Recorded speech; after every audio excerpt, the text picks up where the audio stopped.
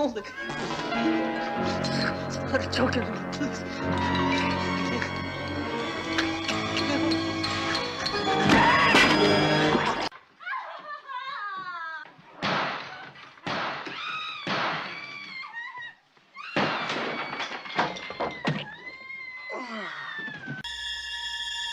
Hey, now cut that out right now. That's not funny.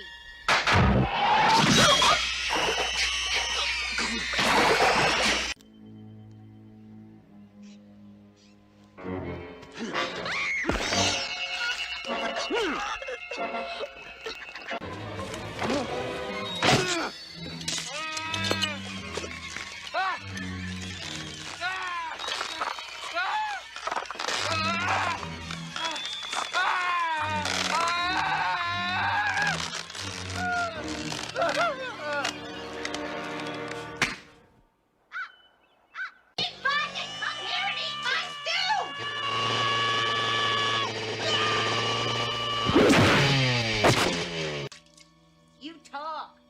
You dumb.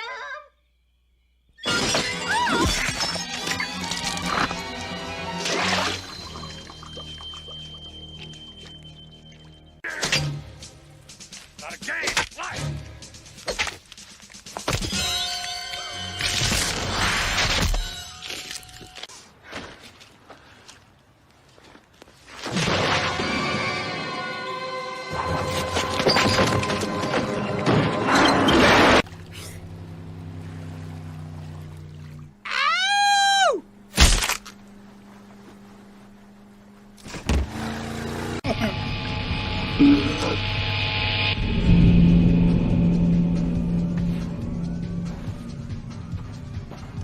Check out this fucking guy. Well, hey, Jethro! This is a rave, not a Halloween party. Why don't you go find yourself a pig to fuck? Yeah, invite only corn poke, and you weren't invited. Son of a bitch.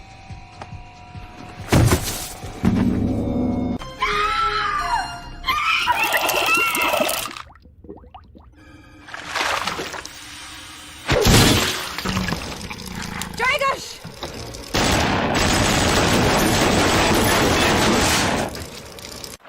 You can shoot him! Hey, man, I can't. You heard that walkie-talkie, dude? And the fucking gun's in the car, man. I just want to get into town. Hey, why don't you just fucking You're relax wasting and your grab a fucking beer, fruitcake. man? Back Party. off. You're not going anyplace. Party. Fuck! Shit, man.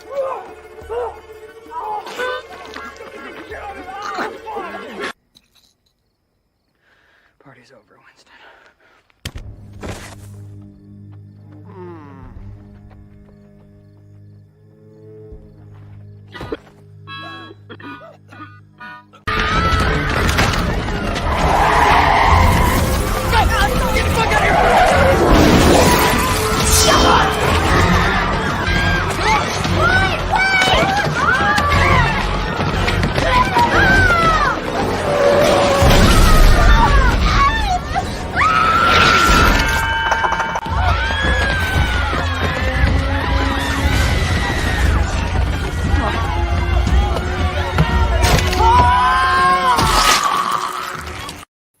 Holy shit.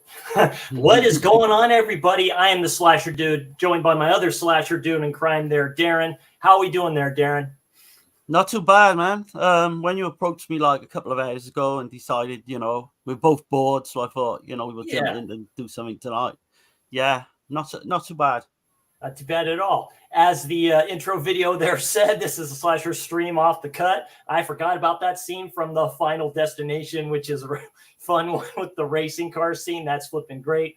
Of course, Freddy versus Jason. I forgot about that kill. That's so funny. What the shit? So very cool. We got some people in here. Quick 4 people. Thanks for everyone for joining. We'll just go ahead and start here. Hey, Corey. How you doing, my friend? Hey, Corey. Joining, staying high.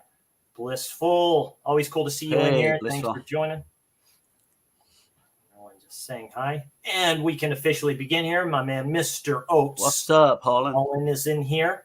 We're all good. Everybody's saying hi. So, yeah, just talking to Darren real quick. And, just thought, why not? Just do a bullshit stream here. Talk about our favorite genre, which is slashers. And just a Q&A. If you have questions for us, we'll answer them. I do have a page up through Letterboxd that Darren recommended and stuff like that. We're going to go through a list of some slashers and give you all some recommendations here. So yeah, it's all good.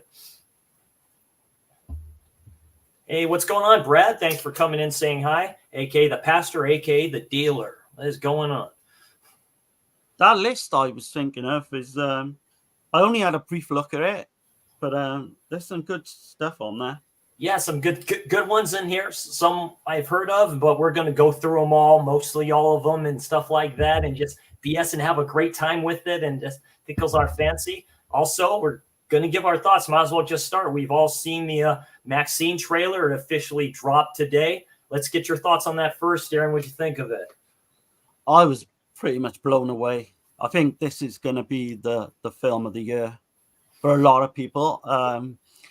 I just think the whole, like, you know, being set in 1985, you've got the Night Stalker, you know, all that stuff looks brilliant. There's even like a Black Glove Killer, so some kind of Giallo element going on.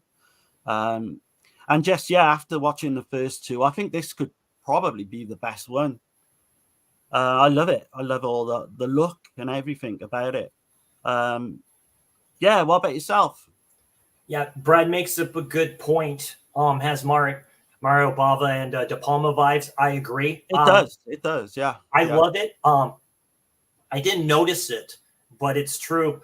To Garrett's point, looks like she's either at, I know this is Hollywood, Los Angeles, but you see the Psycho house on the set up there. Oh, God, yeah. And you see somebody that looks like Norman Bates' mother staring from there. I'm not sure about that. I almost think that's Pearl looking down on her like that or something going on. I almost saw like that's a little red herring there. I thought that was really cool though. So it's definitely a film for slasher fans. I like the Night Stalker aesthetic of it. You see actual reports like Dan Rather saying what's going on around this time period. Like you have these officers going. To his point too. Yeah, it's Pearl in the window, 100%. Yeah, but I thought that's very cool that they added that on there. And like I said, with the Dan Rather reports and these actual reports, and then following the police officers, Kevin Bacon's shady looking flipping part. He seems to be playing. To your point, it looks to be a whodunit. Like, is it her or is it this other person doing it? Maybe it's a copycat. There's the Giallo aesthetic that's put in there, to your point. Right. And it would be too obvious to be her, I think.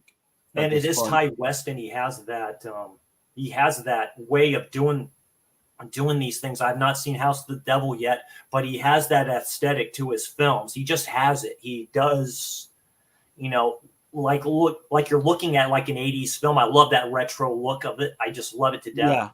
Yeah. Mia Goth looks damn good. I mean, she kills it in the trailer.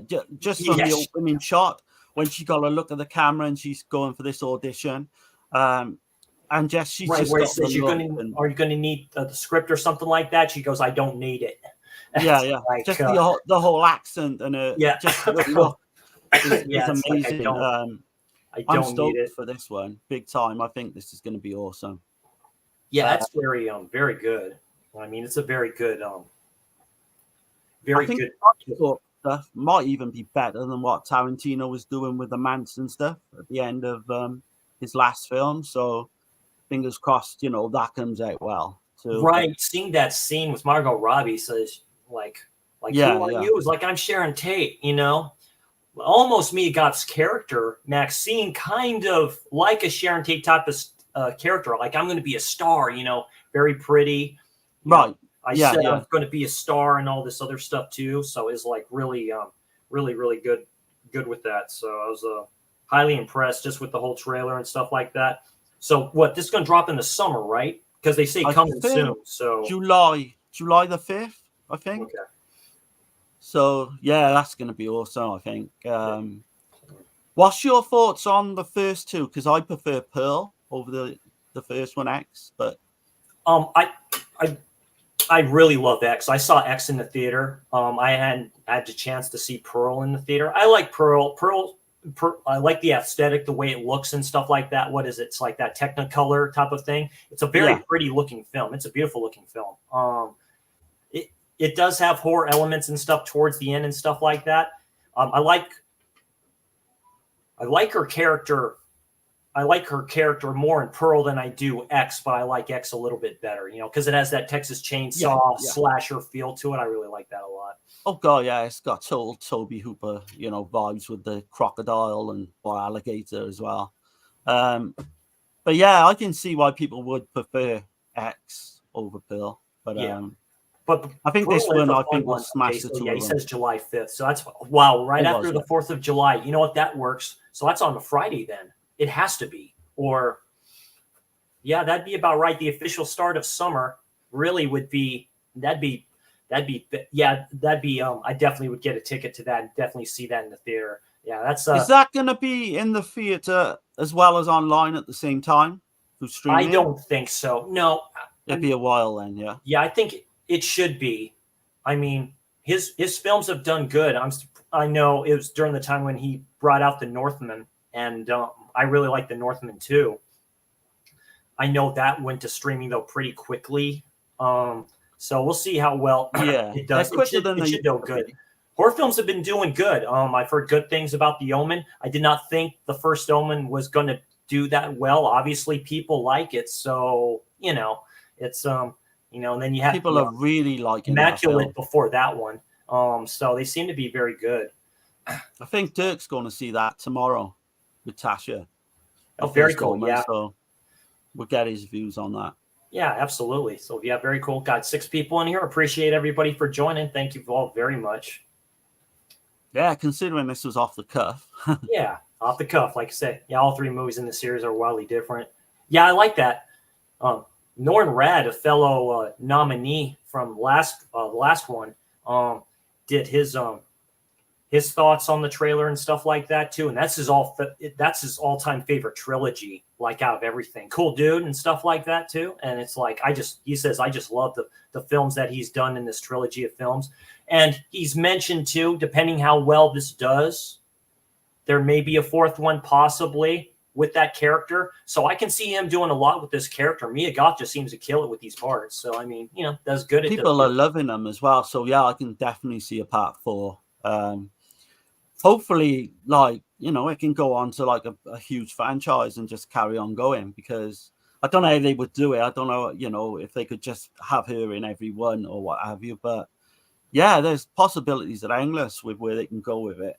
Yeah, absolutely. It's a different type of horror, and that's what I like about it. But I always love my retro stuff. Of course I do. When you put the 80s into it, I'm all for 80s slashers. You know my thoughts on those. So it's like, and just like with the whole giallo aesthetic, almost a neo giallo aesthetic. When you see that one scene with the knife in the video store, and you see that's an iconic shot right there, boy. That's really good, and the neon lights and all that great stuff. So very and seeing the old marquees in films, and like when they're in the video store as well, you've got that guy and he's like saying all the Scream Queens, and it just looks amazing. But I hope it don't get too overhyped and then fails to not quite deliver. But right. I doubt that. Everything that Ty has brought out that I've seen is very, very good, for the most part. People like him, Ari Aster and stuff like that too. They're this new breed of directors. You have the Spielbergs and the Ridley Scotts and stuff before that. Now you have this new breed of these directors, and it seems to be working quite well. So that's good. So let's touch wood. Don't want to speak too soon, but yeah, it does look. Really true, good. Like you say, but Brett has talked about this. See sequels to Pearl. They can do that with her husband specifically. They can go towards the middle, saying 30 something years before X or something like that. They want to do something between about them and what they're doing and all this other stuff too. Because obviously they've been together for that long, but they don't have a child. I've been almost thinking about that. Do they have a kid, that we don't know about, right? That definitely could be spin-offs to them. If they do have a child, I can see him doing a a copy thing of like The Unseen or something like that. You know, what's in the basement, hide her They in the keep him house. locked It's up like, in the basement. yeah, do we have yeah. a child here that nobody's supposed to see? So, you know, Right. just off the cuff comments there. All right, let's go ahead and look at this list of these slashers here and talk about them and see if we've seen them before and give some recommendations to some good stuff here. And we'll get started. Let's see. There we go. All right, perfect. All right, so basically his list of slashers from 1974 to 1989. I'll just read a quick synopsis here. This is from Letterboxd. So, culled from A Slash Above, which uses Halloween as a template for what it considers to be a slasher. All the films feature a masked, unseen, disfigured killer or killers. That's very true. Stalking a set of victims. This list covers what I think is the classic era of slashers, with the release of Black Christmas in 1974 being taken as a starting point. I dare say the list is missing a few titles. So if you know any of that fit the criteria, let me know. What do you think about that, Darren, with Black Christmas maybe being the kind of starting point for slashers in the genre as a whole? In terms of like, it's definitely not the first body count slasher, you know, because you have got like Twitch of the Death Nerve. There's been quite a few as well in the 60s. Like there's one called Haunted House of Horror, a UK slasher. So yeah, but I mean, in terms of if you're talking, you know, the big ones, because I don't know whether you would put Psycho as a slasher. Some people do, some people don't. I do. Tom as well. I was about ready to mention yeah, Psycho. House on Haunted Hill with Vincent Price. They have certain scenes, you know, that you can almost consider it a slasher, because isn't there kind of like a killer there somewhere in there, or you kind of don't see what's going on, but there are certain kills in there too. So like I said, you can consider whatever you think of as a slasher. To your point, A Bay of Blood, you know, I'm guessing like Blood and Black Lace would probably be the first. God, yes. Now that's a whole other discussion right there. That's crazy, because I can consider that a huge like godfather of slashers, really, because it's heavy on slasher elements with that. I see Gizmo's in the chat too. What's going on, Gizmo? Thanks for coming and saying hi. I really appreciate that. So let's kind of start with this one I've never heard before. So it's called 555 1988, directed by Wally Cause. Have you heard of this film, Darren? Yeah, I do have a bootleg of it. I've never seen it, but I've really wanted to get, because it's come out, I think, on Massacre Video, like in the last, say, 5 years or something. But no, a shot on video is all I know, really. Okay. I've seen little bits, like little bits of the death scenes and all that. That's hilarious. Very low budget. But yeah, it's a pink cover as well, which you can't miss but it's definitely when it was in the video shops. Yeah, but, absolutely. Yeah, spat of killings of teenagers by a maniac dressed like a hippie causes a detective to check the records of similar killings. He discovers that every 5 years, in the fifth month of the year, for 5 consecutive days, the same type of killings have occurred. A few descriptions of the suspect always match. He's dressed like a hippie. The detective searches for the killer. So, yeah, quite interesting there. I mean, if you like low budget shot on video slashers, then definitely check it out. From what I've heard, yeah. Of course, we got this one. Yeah, I have to mention this one, Alice, Sweet Alice. Yeah, man, if you survive this night, this nothing is one of will my scare favorite you films again. ever. Yeah, 76, directed by Alfred Soul. Now, what other films did he do, Darren? He did one other one, didn't he? He did Pandemonium, which is he like did do Pandemonium. Yeah, yeah. He did actually do a couple of porno films as well. Okay. This is one of my favorite films of all time, not just slashers of all time, because I just love everything about this. You know, from the start, where you know you've got they're kind of reading out this kind of, they're in church and they're reading out this line continually, like it's just amazing. You've got the whole yellow raincoat, so you've got definitely got the Giallo vibes going on. Oh, yeah. I think, you know, but the kills as well are brilliant, and I just think this is kind of a happy accident because he never really did a great film in his time apart from this. But I think It's like very Texas true. Chainsaw, it just all come together with this film. It's a one-hit wonder, you can say, for this director, for this film. Brooke Shields is in here for like a minute, maybe just 5 minutes. You've got heavily, like you say, heavily on the giallo aspect. You have the seedy landlord, the big fat bastard that looks disgusting. Alfonso, yeah. Pedo, and I definitely. mean, he was amazing. Like, he died, I think, like a year later. Yeah.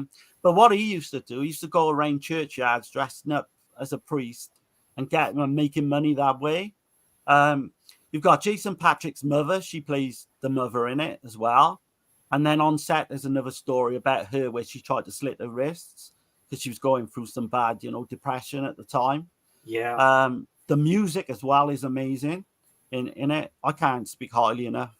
It's got to be, I say this a lot, and I know people will probably laugh, but I mean, this is definitely a top, let's say 15, top 20 film of all time for me.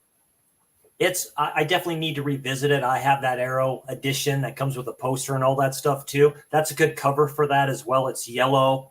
That's a cool one. This is an iconic one too.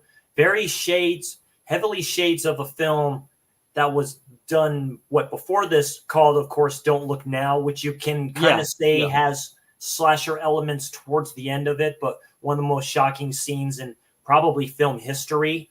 Good swerve, twist with that, of course, but you really don't know who is doing the killing, to tell you the truth. I'll just say that spoiler if you don't know, if you've never seen the film. First time I saw this, I didn't guess the killer at all. It totally, he totally did that really well, the twist.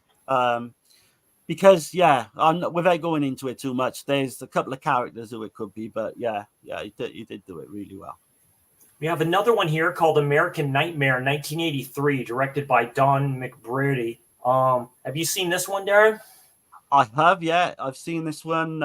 It's got the guy out of Visiting Hours. If I remember rightly.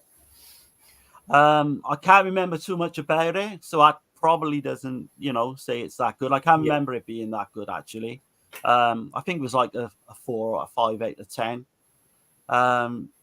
But I think it's 1983, so it's definitely coming that slasher boom. Yeah, but, he has a razor, an actual razor for shaving and stuff like that. A la House at the Edge of the Park. Right, and that's what probably drew me to it, because there is kind of giallo vibes in this one as well. Yeah. So a man investigates the disappearance of his sister with the help of her roommate. He uncovers a trail of prostitution, incest, blackmail, and murder. This was done in 83, so it's definitely a sleazy, giallo-esque type of a slasher, of course. It looks to be. So definitely interesting. The cast, Lawrence Day. I recognize Lawrence Day. Because I've never seen it before. Nancy Oliver, I recognize that name. A lot of these older school actors. Well. Michael Ironside, so he is in here. Yeah. Okay. So... So this was before Visiting Hours. Okay. So so that wasn't so definitely was different. Amsterdam, I've had this on my wish list a little bit. I think what is it? Blue Underground has this, don't they? Yeah, this is great. This is one of the underrated kind of whether I'd call it a slasher, I don't know, but it's definitely a giallo. And it's done like on the kind of, there's a chase scene with a boat on like the waterways. I think it might be in Holland. I'm not sure on that one. But this one's fantastic, man. It's got everything you want. It's in like a giallo, old like 80s style giallo. I love this one. I think the lead, I don't know his name now, the lead actor, but he's brilliant. He plays the part really well. A mysterious diver hiding in Amsterdam's canal system embarks on a rampage of gruesome murders, terrifying city officials, and leaving few clues for the city's best detectives, who doesn't suspect that both his new girlfriend and 12-year-old daughter may be closer than he is to finding the killer. This was done in 1988. So Dick Mass, has he done some other stuff here? Like I said, I've heard of this film and stuff like that too. It almost sounds like it's like a Silent Rage type of a film or something like that, you know, the way kind of. Oh, it's amazing. Some of the scenes where you've got, you know, the killer going down into the water and all that. That's a very cool cover for that. I like the artwork. Of course, there's this one. I have not seen this one yet. Anthropophagus from Joe D'Amato. I have seen Absurd. I know JT did his review of this and stuff like that too. There's supposed to be kind of like a third one in kind of this trilogy, right? That he did like a few years ago, I think. But what's your thoughts? Oh, you're on about one? The one Anthropophagus 2000. I don't know if it's actual part of a trilogy, but this one gets shit on a lot. But I really like it. It's got Mr. tons Eastman. of like atmosphere is amazing in this. Yeah, I can see why people would say that it's kind of slow. But I mean, I love all that anyway, because when me and Dirk covered this, Dirk was exactly the same. He loves like a slow build. The whole stuff on the island, you know, there's not that many people on the island, and you've got this crazy killer like just going around offing people. And you've got the cannibal aspect as well. It's not just, you know, a serial killer, he's a cannibal. And it's not giving anything away because it's on the cover, that is. There's a scene towards the end which is very disturbing, which involves a pregnant woman. I won't say too much, but yeah, another one. I would say I wouldn't highly recommend it, but I would definitely give it a go if you like, you know, Italian stuff and certainly slasher fans. Yeah, it has because he goes by another name, but Mr. Eastman. Basically, from watching Absurd and stuff like that, he does know Greco-Roman wrestling. You know, he's that type of athlete, very big man. So perfect to play this part of this person and stuff like that too. It is a video nasty. I do have it. I just need to watch it. But yeah, definitely a good one from the director and from that actor in general to begin with. You know what I mean? So it works out really good. Yeah, so. I don't think Absurd's on the list. I think it would have been on there by now, wouldn't it? The greatest Halloween 2 knockoff Absurd ever made. is better. Yeah. Oh God, yeah. I love Absurd. It's amazing. Yeah. Okay, cool, perfect. I will.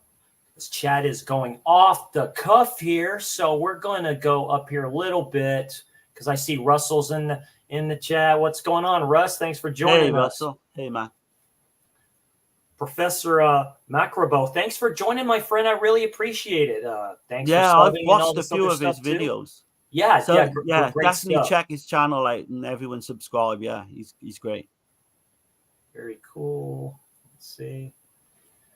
No, I said hi to Gizmo, but he's officially here. My favorite director from a foreign land, not of this world.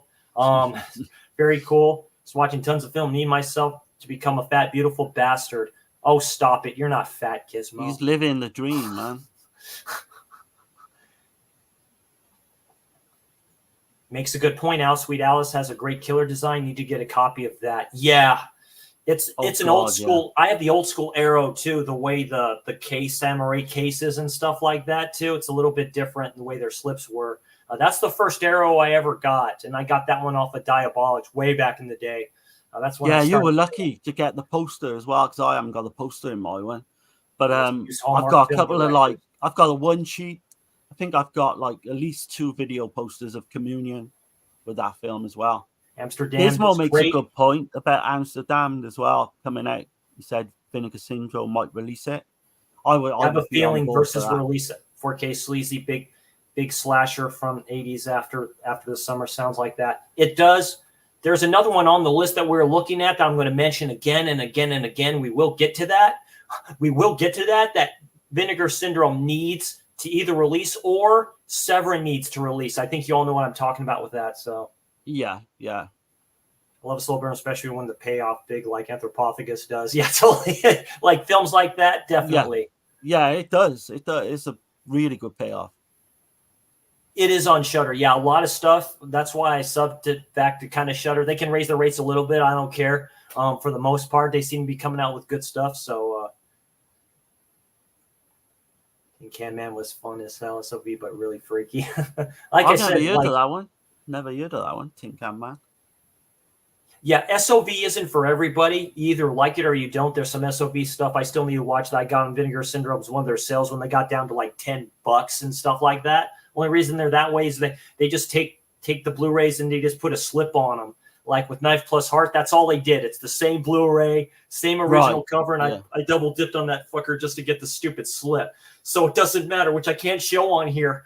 Well, maybe I can. So, but it's That's one we might have to cover on here actually, because I'm not sure whether Dirk would like that film. Yeah, but I've never really. I really like Are You in the House Alone? I've heard of that one, Gizmo. That's those were during that time when you released like a lot of those like stuff that started. Are you in this alone? Are you doing this alone? Stuff like that. Don't go into the house. Stuff like that too. So it came out in the box set. That was in one of the Vinegar Syndrome box sets. Yes. The slasher one, I think they did. I've been meaning to watch that in forever. I've even got the DVD release as well. Very nice. So yeah, I really want to watch that at some point. Now this one looks interesting. Appointment with Fear, 1985, directed by Alan Smithy and Ramsey Thomas. Now, Mustafa Akkad, the man who brought you Halloween, invites you to keep an appointment with Fear. So this is very interesting. I've never heard of this film. Have you, Darren? Believe it or not, I own the VHS of this. I've never seen it. According to legend, Attis, king of the woods, oh boy, sacrificed his child to keep his own spirit alive and free to wander the earth at will. Appointment with Fear casts the evil in contemporary terms. Can a group of free-spirited teenagers and an exquisitive detective save a dying woman's infant from being Attis' next victim? The suspense is, oh, wow. So this is a cool-looking cover here. This was done in 85, so interesting time in horror for specifically slashers. So very interesting. I think it's supposed to have like a Halloween vibe, or certainly, like you say, the makers of Halloween were behind some of this as well. Deborah Voorhees is in this. So she's from part 5, A New Beginning. That beautiful lady. So that's very interesting. Matthew Schultz is in here. I recognize that one. I'll have to dig out my old VHS and watch it because there's not many slashers I've not seen. Yeah, this is so interesting. 1985. So this may be something that fell through the cracks. And of course, this one I have not seen this film in a long ass time, of course, but that's April Fool's Day. I love this one. This is one of my favorites, man. Amy Steele, one of the few films. There she is, right there on our right. One of the most trippiest endings I've ever seen. When I originally saw that, I'm like, whoa, wait a minute. This is an iconic cover right here, too. This is a badass poster, by the way. Fucking great stuff. Somebody else is releasing this, too, on 4K, I think.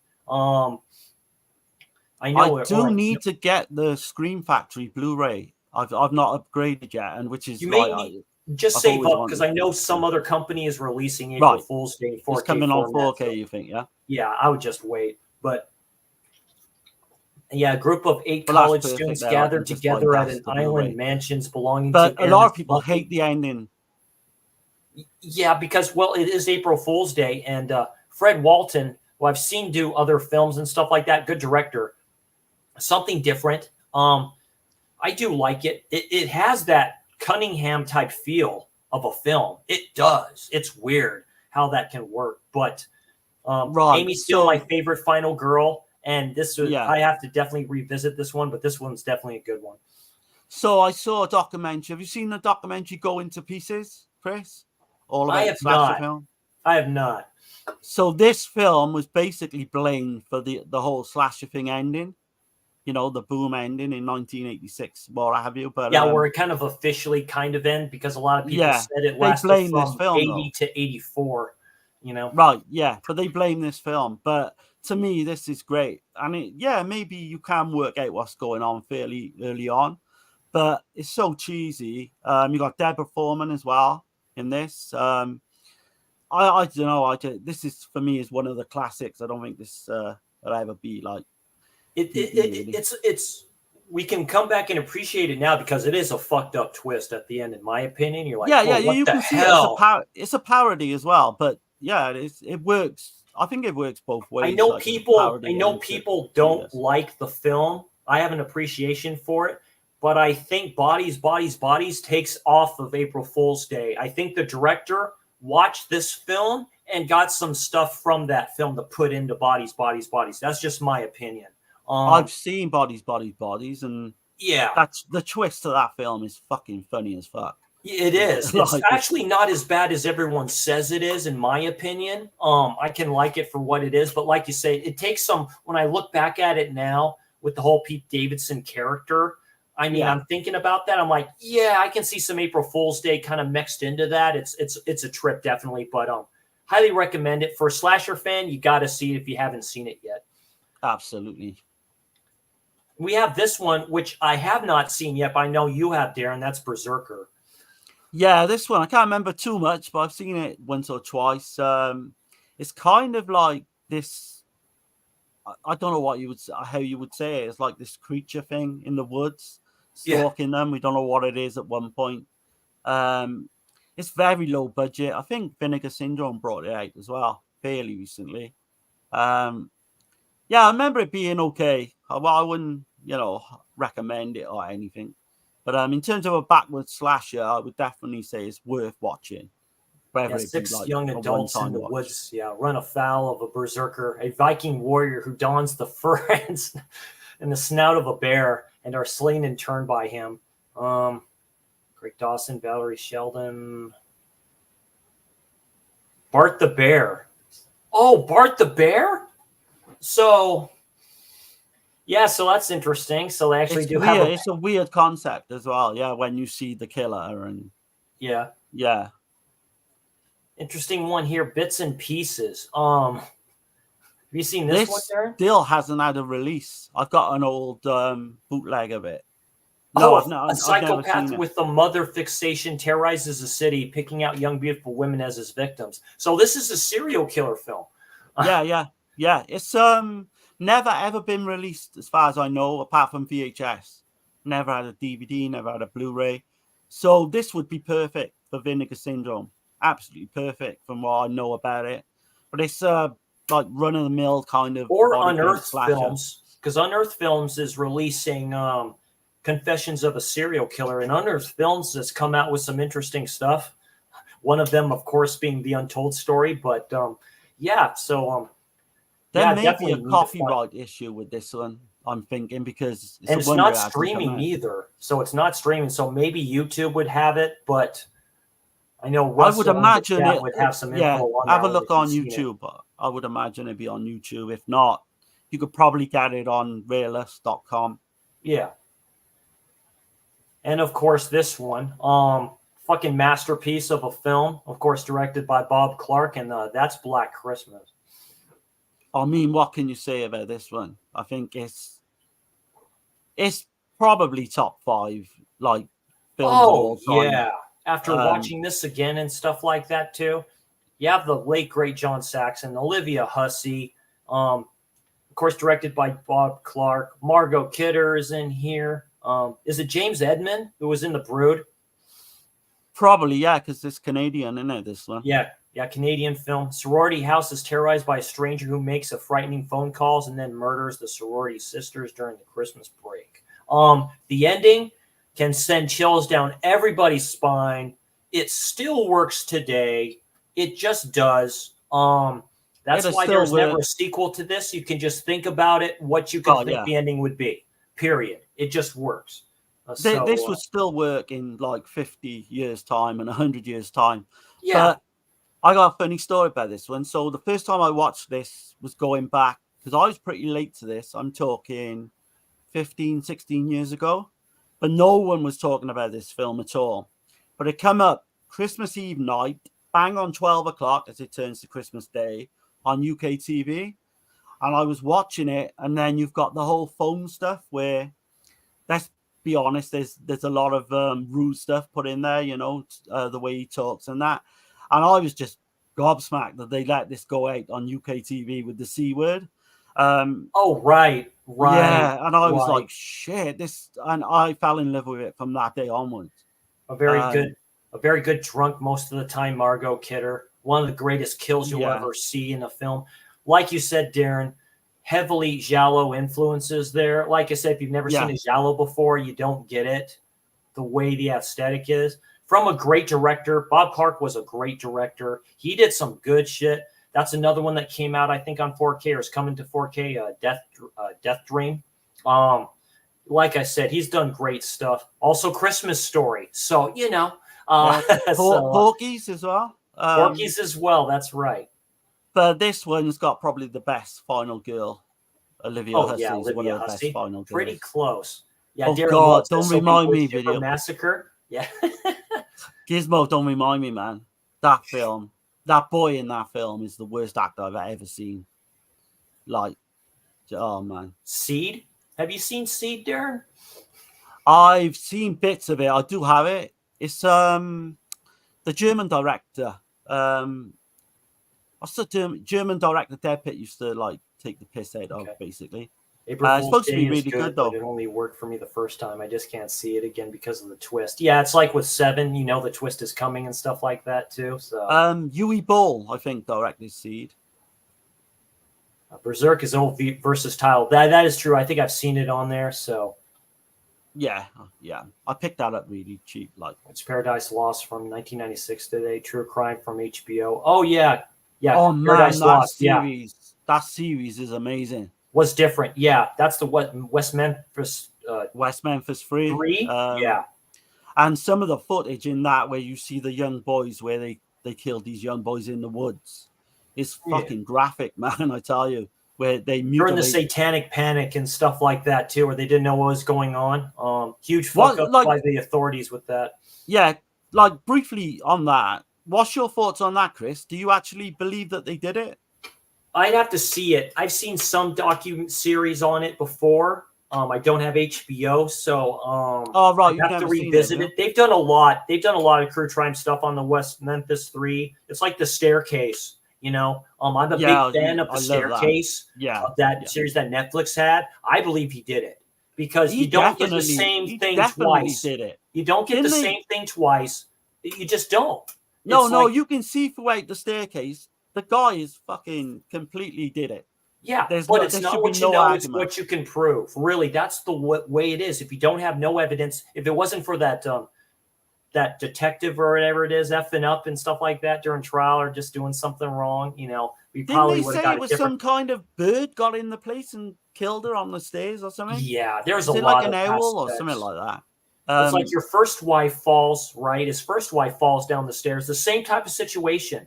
You can't tell me that's not, you know, so whatever. You only got to look at the guy. He's as shady as fuck. You can tell. Yeah, he's shady as fuck, the way he is on camera.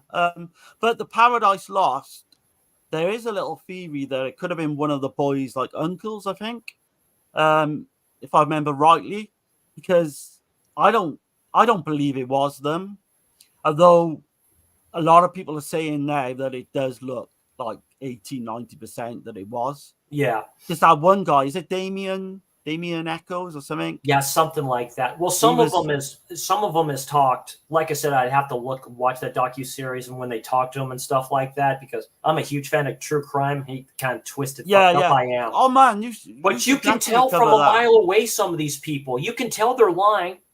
You know. Yeah.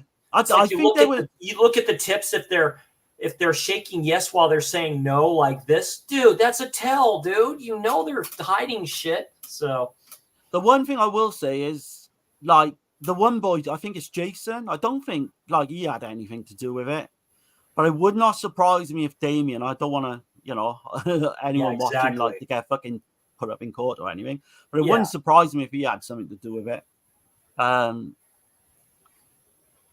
That Gizmo's on about Annalise Mikel is looking for you. That fucking case is horrific. You're right. Honestly, Google that or go on YouTube. Google Annalise Mikel. I've seen some stuff. Listen to the fucking Exorcist video audio tapes, and that stuff will fucking you won't sleep. Honestly, I didn't sleep the night I fucking watched that. Here's an interesting Here's an interesting I one. love this one. I remember one. Sean did from Cinephile Sanity did a trailer. He put up the trailer for Bloodbeat and stuff like that too. This is on Vinegar Syndrome, I believe, right? So Vinegar Syndrome has this. This is really fucking crazy. So you've got this fucking ancient like samurai ghost like keeps turning up. It's set at Christmas. They're all kind of in the woods. There's this one family. This boyfriend takes his girlfriend to meet the mother and all that. And there's some weird shit going on with the mother as well. There's like this woman masturbation scene that lasts like fucking forever. I'm probably hyping this up a bit more than I should really, but for me, it's really low budget, really slow, but there's something unique about it. There's no other film like this on the planet. And I love it. I remember watching this. I bought the VHS like 20 years ago. Nice. Who can survive its reign of terror? So Sarah and her boyfriend have decided to spend Christmas at his home in rural Wisconsin. However, upon arriving, she begins to feel a strange presence around her. And a mysterious figure garbed in a samurai outfit begins murdering the townsfolk. I mean, you just watch this and see the effects, like, and it's laughable, but I mean, it works for me. I don't think it works for a lot of people. So a lot of people don't like it. I think I remember Uncle Bill maybe don't like it from Dead Pit. But yeah, it's definitely, I can't recommend it, but it's definitely an acquired taste. Staying on the blood count here, we got Blood Cult 1985, directed by Christopher Lewis. Have you seen this one, Darren? Funny enough, I've got it over there, but I've not seen it because this was actually in like, I think it's like a trilogy of shot on video films. So you've got this, you've got Revenge, and you've got one with Tom Savini in as well. Nice. Again, it's supposed to be very low budget. It's one I've not got to, but I will say doing these streams now with Chris, and I've been very much into the Giallo the last 4 or 5 years, but I'm getting back into the slasher as well. Nothing's going to be Giallo. Future slasher streams will definitely dive into these films. Yeah, definitely been talking about that. If I haven't seen it, or it's been a long time since Darren's seen it, we'll give our kind of thoughts and reviews on these guys. We like to go by the 4-film format, so definitely, or 3-film format. So definitely, if this isn't a trilogy, definitely check it out. Christopher Lewis, did this guy do anything else? I think he did those 3 films. I think one's called Revenge. But I don't think he's done too much apart from them. I may be wrong. Yeah. But it's not got a Blu-ray release or anything. It's just like on DVD, as far as I know. Yeah, female students on a college campus are being killed and their body parts used for blood sacrifices. Interesting, hence the word blood cult there. So yeah. It's weird because it's one I've always wanted to watch. And like I say, where slashers have been a bit on the back burner, right. Now I'm starting to get back into them. Yeah. And I'm re-watching all the old ones and you can get desensitized with a lot of them. I have. Like with found footage, you can get desensitized. With horror, you can get desensitized. So you sometimes have to take a step back. Like if you give me something different, and if I have fun with it, I have fun with it. It makes me love the genre even more. Yeah, that looks definitely interesting. Yeah. Sitting on the blood here, we have Blood Frenzy, directed by Hal Freeman. A psychologist takes a group of patients into the desert for unorthodox therapy, only for them to be picked off by an unseen maniac. All right, Darren, have you seen this bad boy right here? Right, so no, this is another one I've not seen. But I will say this was on YouTube for a long time. Again, it's another low budget. And again, this is one that stood out in the video shops for the cover art. Check out the Jack-in-a-Box being stabbed by the dude in the knife, with the knife with the Yeah. And I think that may be in the trailer as well, the Jack-in-a-Box. Don't hold me to that. But directed by Hal Freeman, Wendy McDonald, Tony Montero, Lisa Loring, Lisa Savage. Yeah. So Lisa Loring from the Addams Family, I believe. Oh wow. Yeah. So I'll be up for covering some of these.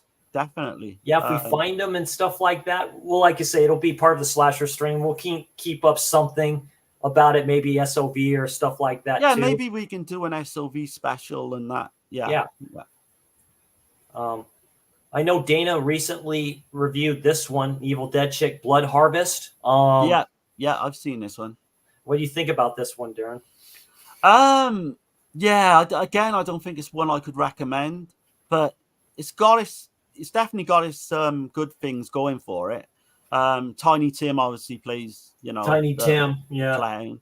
I remember it being okay. It didn't blow me away or anything. But again, this has come out recently, I think, with Vinegar Syndrome, and I think it had an 8 like region B release as well. I think 88 films maybe, but anyway, yeah. Vinegar Syndrome has this too one, much. or they did. It might be out of print, but where to watch? We got disc. We got, of course, Roku. Of course, we got Plex. Of course, we got Tubi. So depends. I've got the old VHS as well with that cover with the clown face on the cover, and it looks amazing. Killer clown. Yeah, beautiful young girl returns to her peaceful rural hometown to find that the house she grew up in has been defaced. Her parents are missing, and the whole town hates her father. So it's it looks interesting. Only Marvelous Mervo, who wanders around town dressed in a clown suit with a permanent grin painted on his face, seems happy to see her. Yeah, so it definitely looks interesting. It definitely looks to be a Versus title that Versus would bring out. So that's one of Dana's films, I think. Yeah. People have talked about this one. Of course, Bloodhook. I've seen this. I've seen this one. It's a lot of fun. It's like not to be taken seriously at all. I think Trauma may have released this back in the day. And I got to watch this. I think Dana did. She may have done a watch along, or she covered it at some point. So I remember, it was fun. I remember having a good time with it. It's not as bad as what people say, I know Vinegar Syndrome brought out that cover for it and stuff like that like sold out like crazy, but yeah. It's directed by Jim Mellon. Yeah, during a local fishing contest, people are being mysteriously dragged into the lake and killed by a giant fish hook. After a sufficient number of deaths, the killer is finally revealed. Never seen a slasher like this before.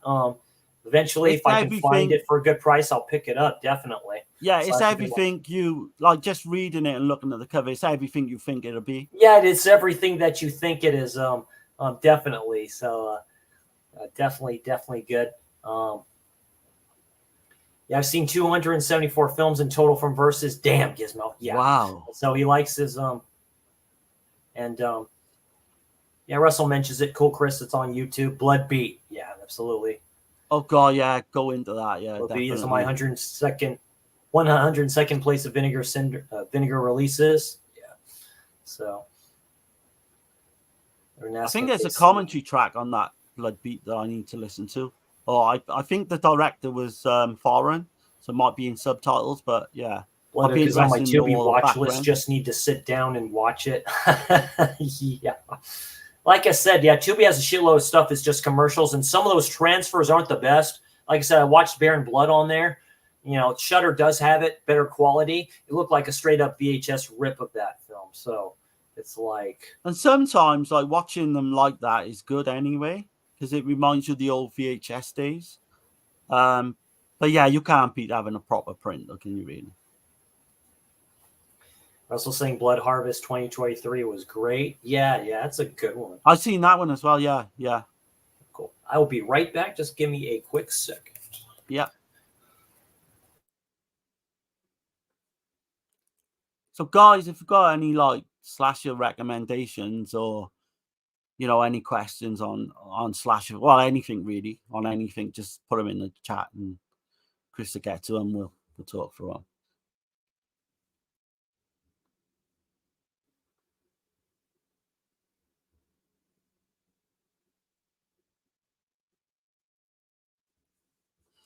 But Russell, talking about that Blood Harvest, that was the one that's set on Halloween. I kind of liked it, the 2023 one. I didn't love it, but I think some of the stuff in it was done really well. But it kind of was lacking something for me. But I'll have to go back and give it another view. It's definitely not bad. Not bad at all. Yeah, Blissful, yeah. go back and look like any of these. A lot of them are on YouTube, or you can get them in different ways on the internet. You can get them on Raylust.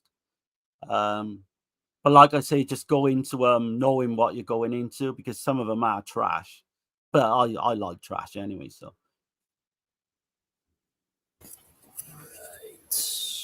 Right. Back. I'm okay with the piss poor image quality. Takes me back to the days of watching some of these movies. You're true, on late night TV or worn out VHS tape from the rental stores. Absolutely. I kind of agree. It's kind of weird. We have that, what is it, that old school kind of mindset, you know? Like we always go back to the past, you know? I still like to watch Texas Chainsaw Massacre sometimes on an old fucking shitty, you know, print. That'd be crazy. Don't get me wrong, I would not, you know, I love watching the 4K and all that, but But yeah, don't get me wrong. But yeah, every now and again, it's good to go back and do that, I think. Keep with the blood here. We got Blood Lake, 1987, directed by Tim Boggs. This sounds familiar, but I haven't seen it. What's this one about, Darren, if you've seen it? I've not seen it, but I do know of it.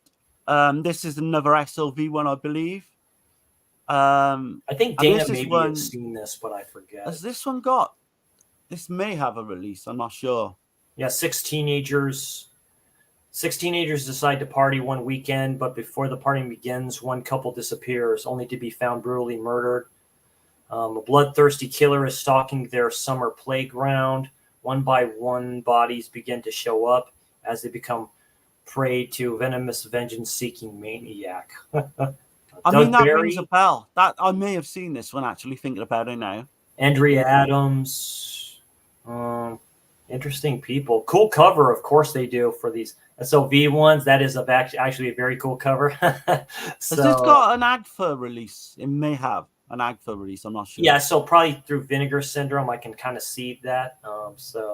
Yeah, it looks cool. 87. So an interesting time to bring out these films, of course. You have a lot of these directors. Escape from Death, 1989. Directed by Enzo Milioni. Right, there's got to be another name for this one, because I've never heard of this one. Is there an alternative name? Let me just have a quick look. Luna di Sanage or something like that. And there's not many slashes that I don't know. It's a foreign release. Yeah, it looks like. Anne is convinced she has found her husband's corpse, but Dr. Mark can only find out that the man has gone home. When he comes back, his wife does not trust Mark, who believes she suffers from schizophrenia. Giallo type aspects, then, it looks like. What year is that from, Chris? 1989. Let me just see if it's under an alternative title. Click on the director, see what it gives me. He did Sisters of Ursula. So he did Sister of Ursula. Okay. So I know there we go. I know what it's about now. It's a giallo, I think. So we've got this Black Glove Killer. That's all I know about it, but I love Sisters of Ursula. It's not Blood Delirium, is it? I don't think this is Blood Delirium. Maybe. Luna de Sangue is called. One of the reviewers says Blood Moon. A strong, dramatically mystery, which eventually evolves into a full-on ultra-gory giallo. Okay, so maybe that's one of the other names for it. So that's interesting. But Escape from Death is this one. 1989, so late towards the end of the 80s and stuff like that. So, yeah, very interesting. I know you have that written down, Darren. You're looking that up anyway, so we'll talk about that. Yeah. Definitely look at that one. Of course, this one, Blood Rage, we've all seen this one, hopefully. It's a Thanksgiving slasher. This isn't cranberry sauce. Right, I've got different views to this than most people, because I saw this as Nightmare at Shadow Woods back 15 years ago. I think it was on like a VHS old DVD release. I've watched the Arrow release numerous times, and it's just one I can't get on with, and everyone I know loves it, but it's one that just doesn't do anything for me. It's a fun one, almost comedic type trippy aspects. I do like the ending to this. The ending's a trip. Yeah, the ending is great. Yeah, it's very goofy. It's very goofy at times. This is very funny though. Yeah, 1987, directed by John Grissmer. Not all not all the evil is on Elm Street. That's very funny. So yeah, there's a you know whole what they're going twins for. thing going on as well, which I don't know. I don't like films like that really. When Right. you've got the two characters, they kind of confuse me. But Right. The twin brothers, like Cain and Abel, one's yeah, good, one's yeah. not. One has obviously issues. You have the mom who's like, I don't know what the fuck's up with the mom. And I mean, the twist is kind of obvious when you think about it anyway, as you watch the film for the first time. But this one I recognize, Blood Sisters. I recognize this poster art. Have you seen this one, Darren? I've not. And there's quite a few now thinking about it because we went like blindly into this list. Yeah. That this looks is very when- familiar. Because I listen to a lot of dark synth wave, you know. Yeah. You know, the channels, and one of the channels, I think the Prime's Thanatos or one of them have used this cover right here. New Retro Wave has, like Dance with the Dead and stuff like that. I think they've used kind of covers like this and stuff like that. But right, I've heard of it. It's 1987, I believe. yeah, Roberta Findlay. 7 girls must spend the night in an old house, which once was a brothel, as part of an initiation. I think Synapse has this. Right. This isn't the whole cover. There's like an undead person, like on the top that has a what do you call it? A violin. Right. I've heard good things about that. Just think maybe possibly before Night of the Demon. You got this right here. So I may be off on this one, but it kind of, when I've looked into it in the past, it kind of give me like Slaughter High vibes, but I may be off on that. It's one I'm aware of, definitely. Ruth Malone, so it looks not as good as Slumber Party Massacre, but then again, what is it? That's funny.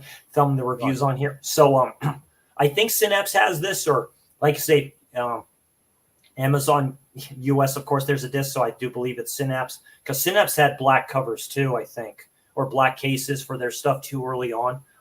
But it looks right. It looks I very, was just looking at the comments. Gizmo comes out with a very good one about Mario Bava. Just not his thing. He's not the biggest fan, and I can see that. And I know, like Dirk and yourself are massive Bava fans, and so am I with some of his films. I'm just going through his filmography. I've always loved him as a director. Of course, Blood Black Lace was the first Bava film I've ever seen. And just looking at, just going through all of his films and all that he's done, Hercules in the Haunted World is one I want to get. I know Kino's had that one forever. Yeah. It's based off of one of the Greek myths and stuff like that. It's actually a very fucked up story about a dude, I guess, prayed to the gods, something like that. He basically this person sacrificed his wife to the Greek gods and stuff like that, and she ended up in the underworld. And then all of a sudden he has a change of heart and begs Hercules to go get her back. It's actually quite a messed up story. Only I think Bava could kind of do so, definitely.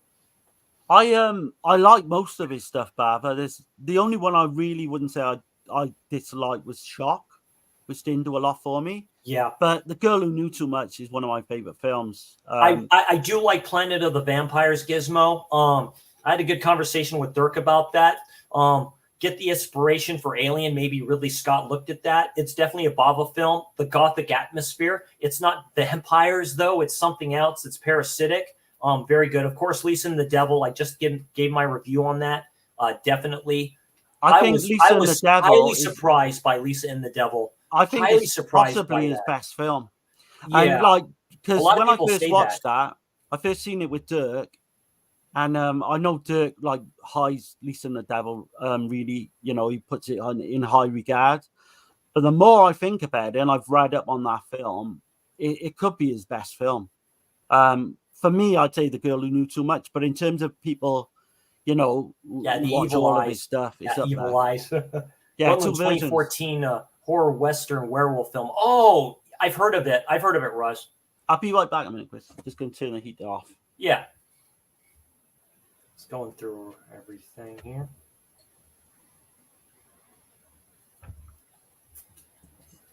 Yeah, That's I way definitely too have to hot check for me out with that one. Hercules in the Haunted World. Yeah, I definitely need to check that out.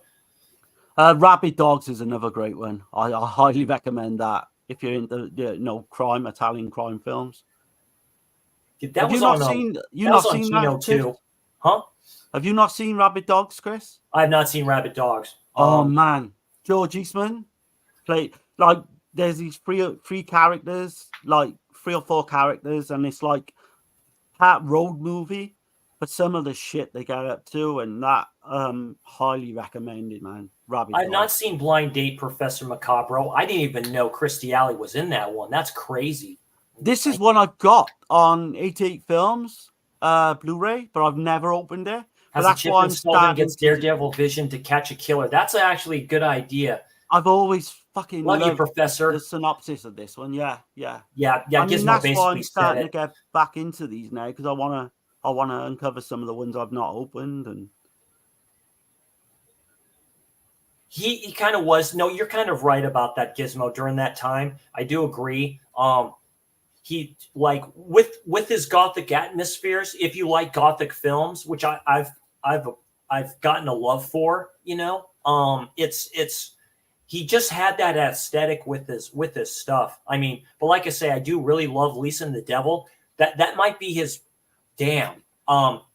it's close. It's to one best. of his best done films as a director, in my opinion. Yeah, it is. Yeah, and that's in mid 70s before he kind of officially kind of retired, like what 74 or something like that. That was like one of his last films. He did come back to do Shock, which was later right. on in So the I think 70s. I think it was close to being his last. Grew up with 50s horror. Yeah, I grew up with 80s and 90s horror, if you can call 90s kind of horror, but you have to look few and far between with that. But yeah, very cool. Thanks for all hanging in and have a good time with us, everybody. We really appreciate it. Just shooting the shit. Yeah. I completely agree with you about the Gothic, though, with Bava. If you're not into the Gothic, then it's hard to get into those films. So I got an interesting one here. Yeah, I can see that. So Bloodstalkers, 1976, directed by Robert W. Morgan. There is terror in the backwoods, in a place where violence is a way of life. There are many ways to die. Have you seen this one, Darren? No, this is another one I had on bootleg for the longest time. Never got around to watching. I'm starting to feel silly now with this list because there's ones I've just never watched. But no, this is another one always been on the radar. I think it may have had a release fairly in the last 3 or 4 years. Yeah, this is 1976. So there's this a was disc. sought after for a long time. People wanted this out for a long time. Yeah, it looks like there's a disc from where to watch it or something like that. So it does say disc kind of next to it. But two couples, Mike and Jerry, Daniel and Kim, go out to a hunting lodge that Mike inherited from his father and find the locals a little less than welcoming. Okay, so looks interesting. It's a proto slasher, I think. Yeah, proto slasher, backwoods slasher, as you call it. I don't recognize any of the names here. Tony Crabtree, just the last name I recognize, but that can't be the same as right. guy played Shaft. Yeah, it looks interesting. Like I say, Blissful kind of said it in the chat too, kind of added in these to wish lists to watch and stuff like that too. Like I say, probably about 3/4 of these I've not watched, so it's cool like checking these out. Blood Theater, 1984, directed by Rick Sloan. This is opening night. Yeah, I actually like this one, but I can see why people would not like this. Who or Survive opening night? Is this the first like movie theater type of slasher type of a film? Or it could very well be, yeah. What year is this? 1984. So Who Will Survive opening night? So yeah, this was before Demons actually. But this is like really funny because have you heard of Hysteria Lives, the website? I've heard of it. Yeah, the guy on there, Justin, I think he interviewed one of the lead women in this, and she just said, "Oh, it's terrible, don't." Because I think she went topless. Probably a picture from a poster. It looks like you see the creases there. That's a pretty neat poster, though. Kind of like these and stuff like that. Yeah. It's on a two-way Blu-ray, which I recently picked up, but I'm kind of blanking on who brought it out. Yeah, this low budget is fun. It's really fun, but it's about as low budget as you can get. It's like no budget film. But I remember liking it. I do like it a lot. Nice. Watch it with the Hysteria Continues commentary as well. It's nice. Really good. Blood Tracks, 1985. Oh man, I love this one. I absolutely love this one. Yeah. So let me set this up for people, right? So you've got this look at this cover. yeah, you've got this heavy metal band, right, from Sweden, I think it is, and they're out in the like snowy, like Sweden, like hills and Avia, and you've got a fucking Hills Have Eyes type clan going after them, killing them one by one. It is fucking great, I tell you. But no one's brought this out on Blu-ray either, and I can't believe why. Yeah, Gizmo's mentioned he has it on DVD from his neck of the woods. But, yeah, Sweden, I think. Yeah, so interesting. It is great. Yeah, film crew producing a rock music video decides to shoot at an abandoned factory above the snow line. When an avalanche strands them, a mysterious family living in the factory attacks and kills many of them. Okay, oh man, if you like Wrong Turn and stuff like that, all those type, Hills Have Eyes, then you'll definitely get a kick out of this. Plus, if you like the heavy metal stuff as well, which is I used to be into heavy metal and all that. Soundtrack to that, definitely. Yeah, it needs to come out, man, on Blue. We got that's a cool cover. Bloodbath in Psycho Town, 1989, directed by Alessandro Di Gaetano. Let's see what else he did here. I've never seen. Oh, Project Metal Beast. So, Russell in the chat has mentioned this one, DNA Overlord. I think this is the same one, and some other interesting ones. So this one was a trauma one, I believe, as well. The plot concerns two documentary film students who travel to a small, isolated town in the middle of nowhere to film a documentary about murders that occurred there. Soon they are stalked by someone who is afraid the students are getting too close to a closed, guarded secret in the town that led to the murders. Oh, interesting. Yeah, it sounds pretty decent. Yeah, you wouldn't want to live there, but it's a nice place to die. Wah wah wah. Definitely late 80s. There's definitely one going on my list. Yeah. So very kind of cool stuff. So yeah, very interesting. Yeah, definitely. Bloodstream, 1985, directed by Michael J. Murphy. After a low-budget horror filmmaker is swindled by a home video distributor, he decides to make a snuff film where he murders all those who have wronged him. Right, so this one, so going back a year or so ago, Indicator brought out the Michael Murphy set, and it's like this fucking monster set that I've not broken into yet. But the first film I'm going to watch in that will be Bloodstream because I've heard so much about it, through Slasher and all that. But yeah, the guy was, again, really low budget. I think he's from the UK. And there's 4 or 5 released this as part of their, Homegrown Horrors? I only have the first box set. There is a different one.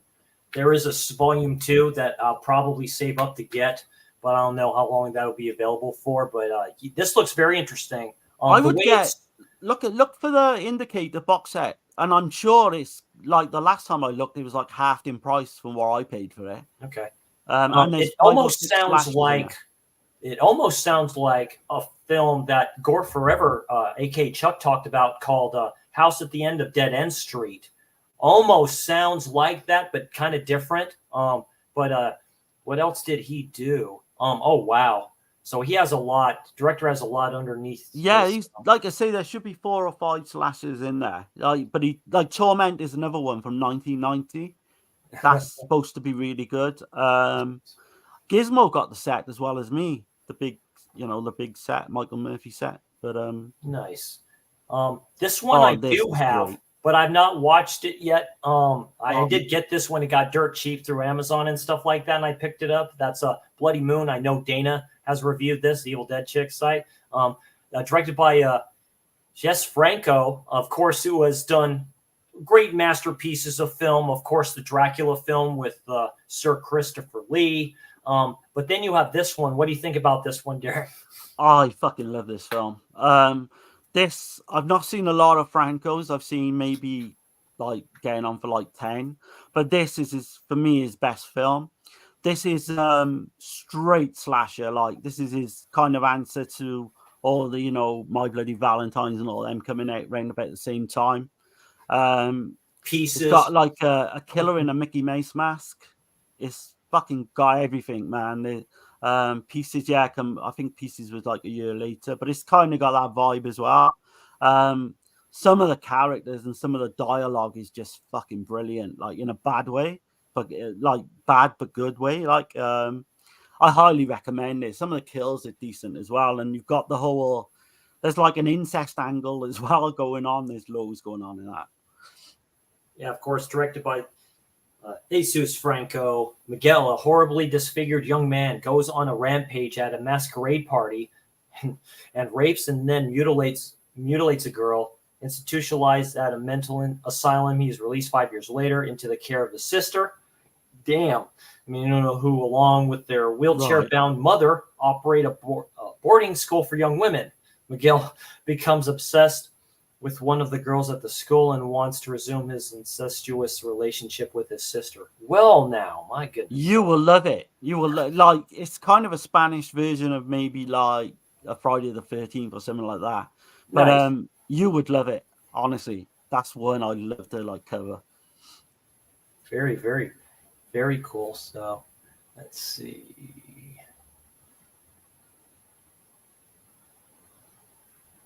Yeah, Blood Track is Swedish. I have it on DVD. Yeah. It's so bleeding true, mate. Story behind the director of Blood Track is more interesting than his films. Matt Held, she has done so much weird shit.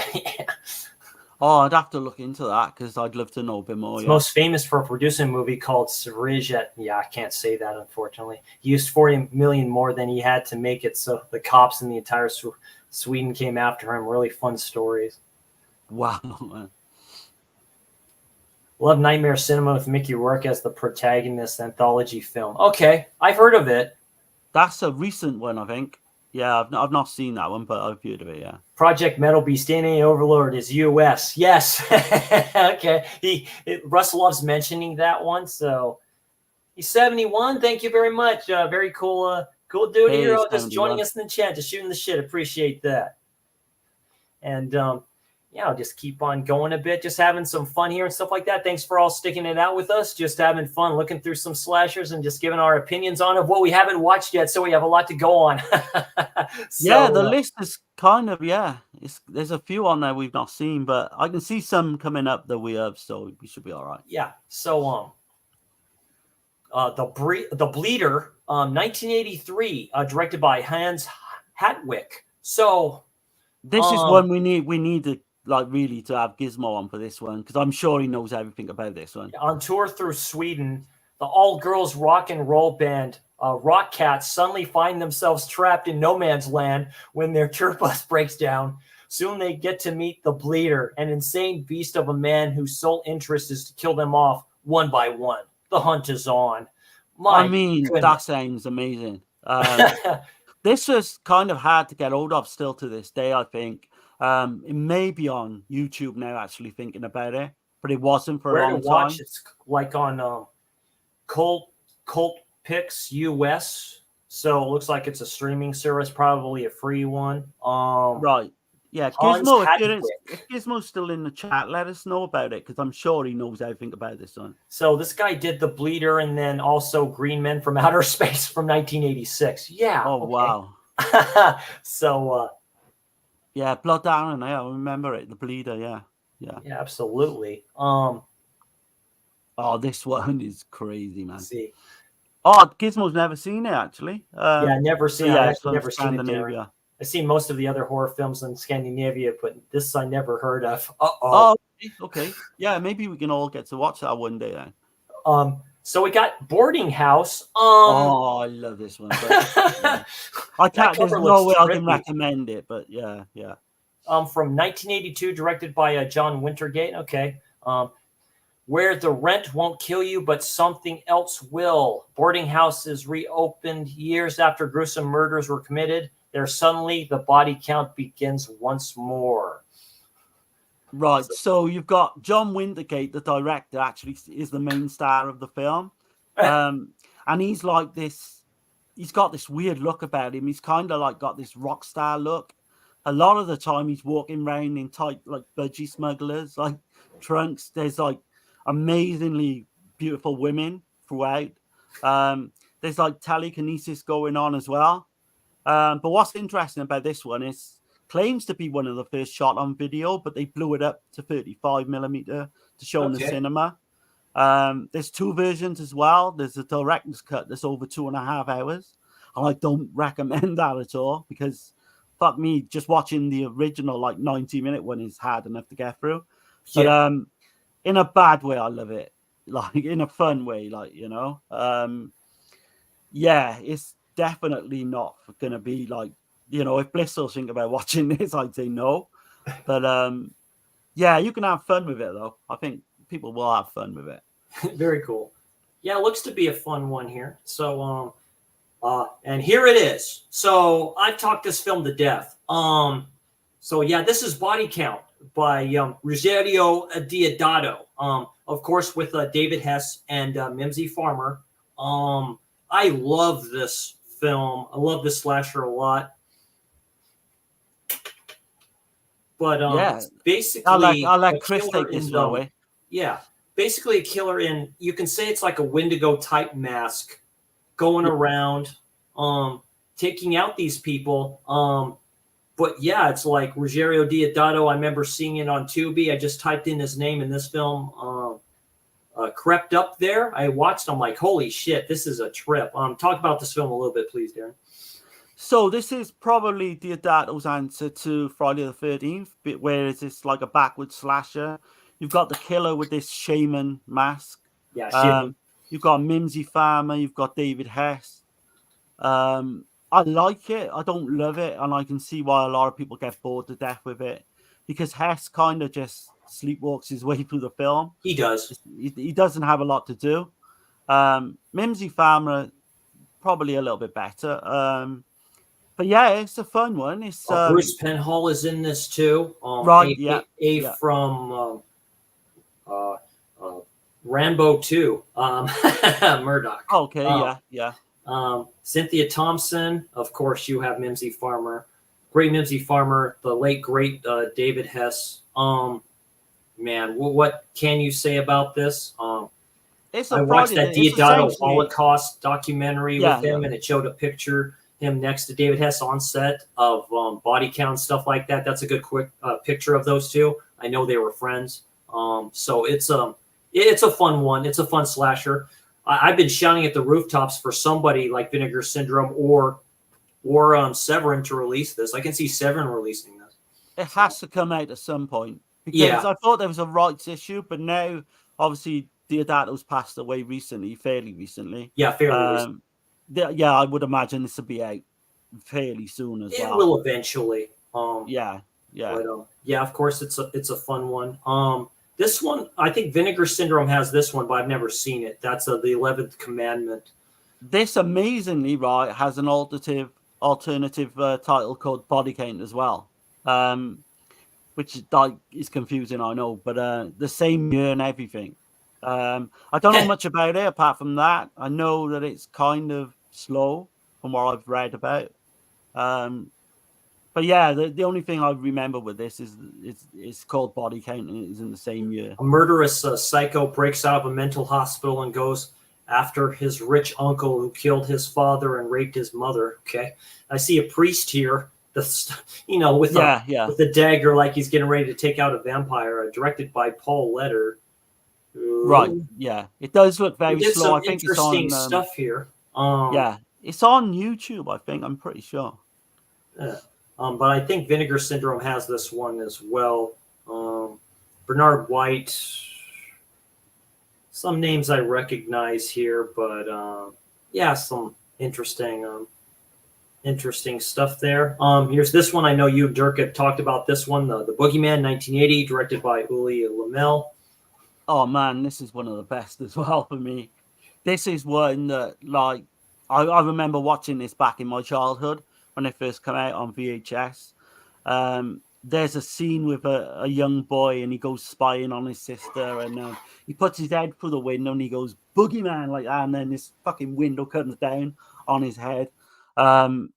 It's very supernatural. It's a supernatural slasher, but I think it's got everything you want, like for me anyway, in a slasher film. It stars Susanna Love, who was actually married to the director, or went on to marry the director at the time. And there's like a weird thing with the sequels to this as well, because there's 2 sequels. The one come out didn't do very well. It's just on VHS. And he kind of did a redux as well, like 10, 15 years ago of the sequel. But highly recommended. There's some great stuff involving a mirror, I will say. And the whole atmosphere and everything, I think, is one of the best at the time. But again, don't hold me to that with people, because I know that one's definitely not for everyone.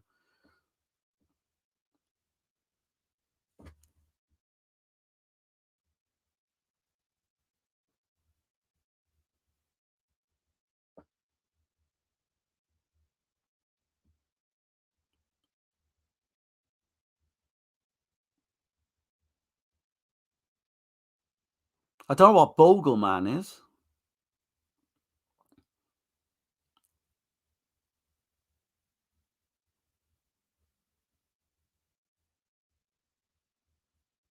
I think you're muted, Chris.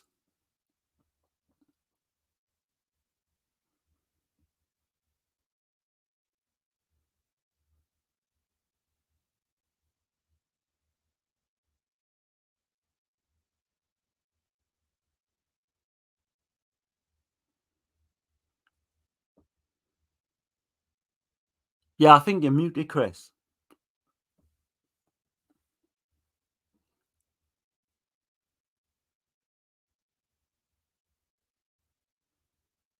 Oh, okay. Okay, I can read now in the comment. There we go. Sorry about that. Yeah, he Yeah, just that's started okay. that sucker up because he can't park it in the unit in the apartments and stuff like that because it's a big truck, and yeah, don't want to scare people there. Yeah, I haven't like I said, I haven't seen that one either. Looks Hopefully there's interesting a by few Charles on D. your... Cullen. Yeah, there's a serial killer named Boogeyman on the Loose. Of course, it's 1989. Kills without any apparent reason. The mayor hires a witch doctor who served in Vietnam with him and a bounty hunter who tracked down and eliminate the serial killer. So directed by... That's a complete new one on me. I've never heard of this one. Slaughter Claws. Damn, yes, some trippy shit. And that's kind of rare if I've never heard of it, but yeah. I didn't realize this list was going to be so many like obscure stuff, man. Yeah, obscure stuff in here. Of course, we have what's of course right next to this. Yeah, The Burning, 1981, directed by Tony Maylam. Yeah, what else can be said about this slasher? This is my favorite slasher of all time. This and My Bloody Valentine, the 2 of them are really close. Because in my living room now, I've got the fucking UK quad like up on the wall. I love this film. The soundtrack, I know there's a lot with the Harvey Weinstein, was kind of his first film he produced. Yeah. So it kind of got a bit of a stigma about it because of that. But I think this is better than Friday the 13th, the original. And I know that's a hot take.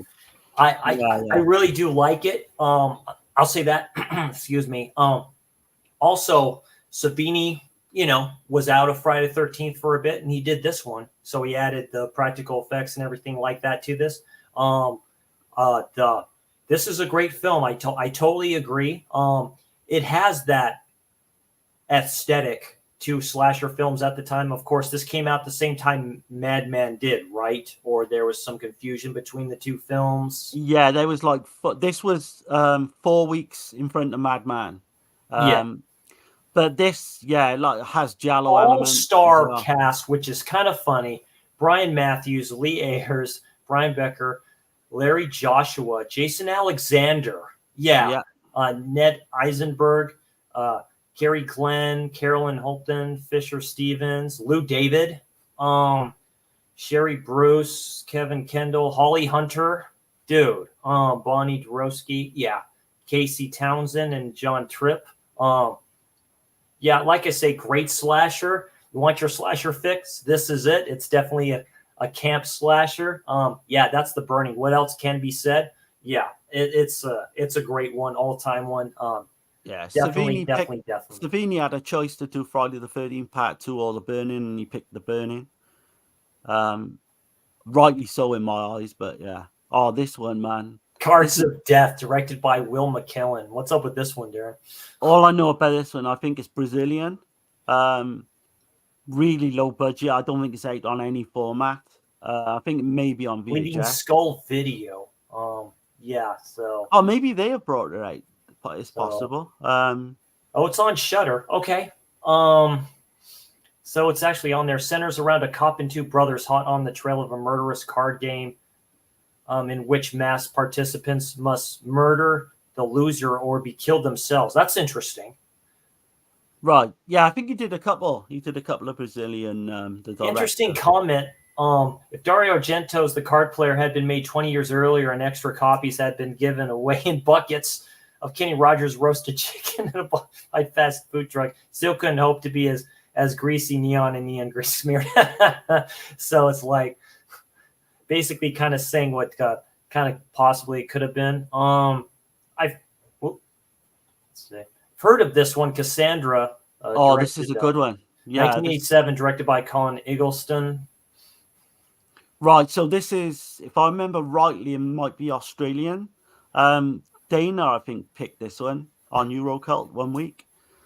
I really enjoyed this one.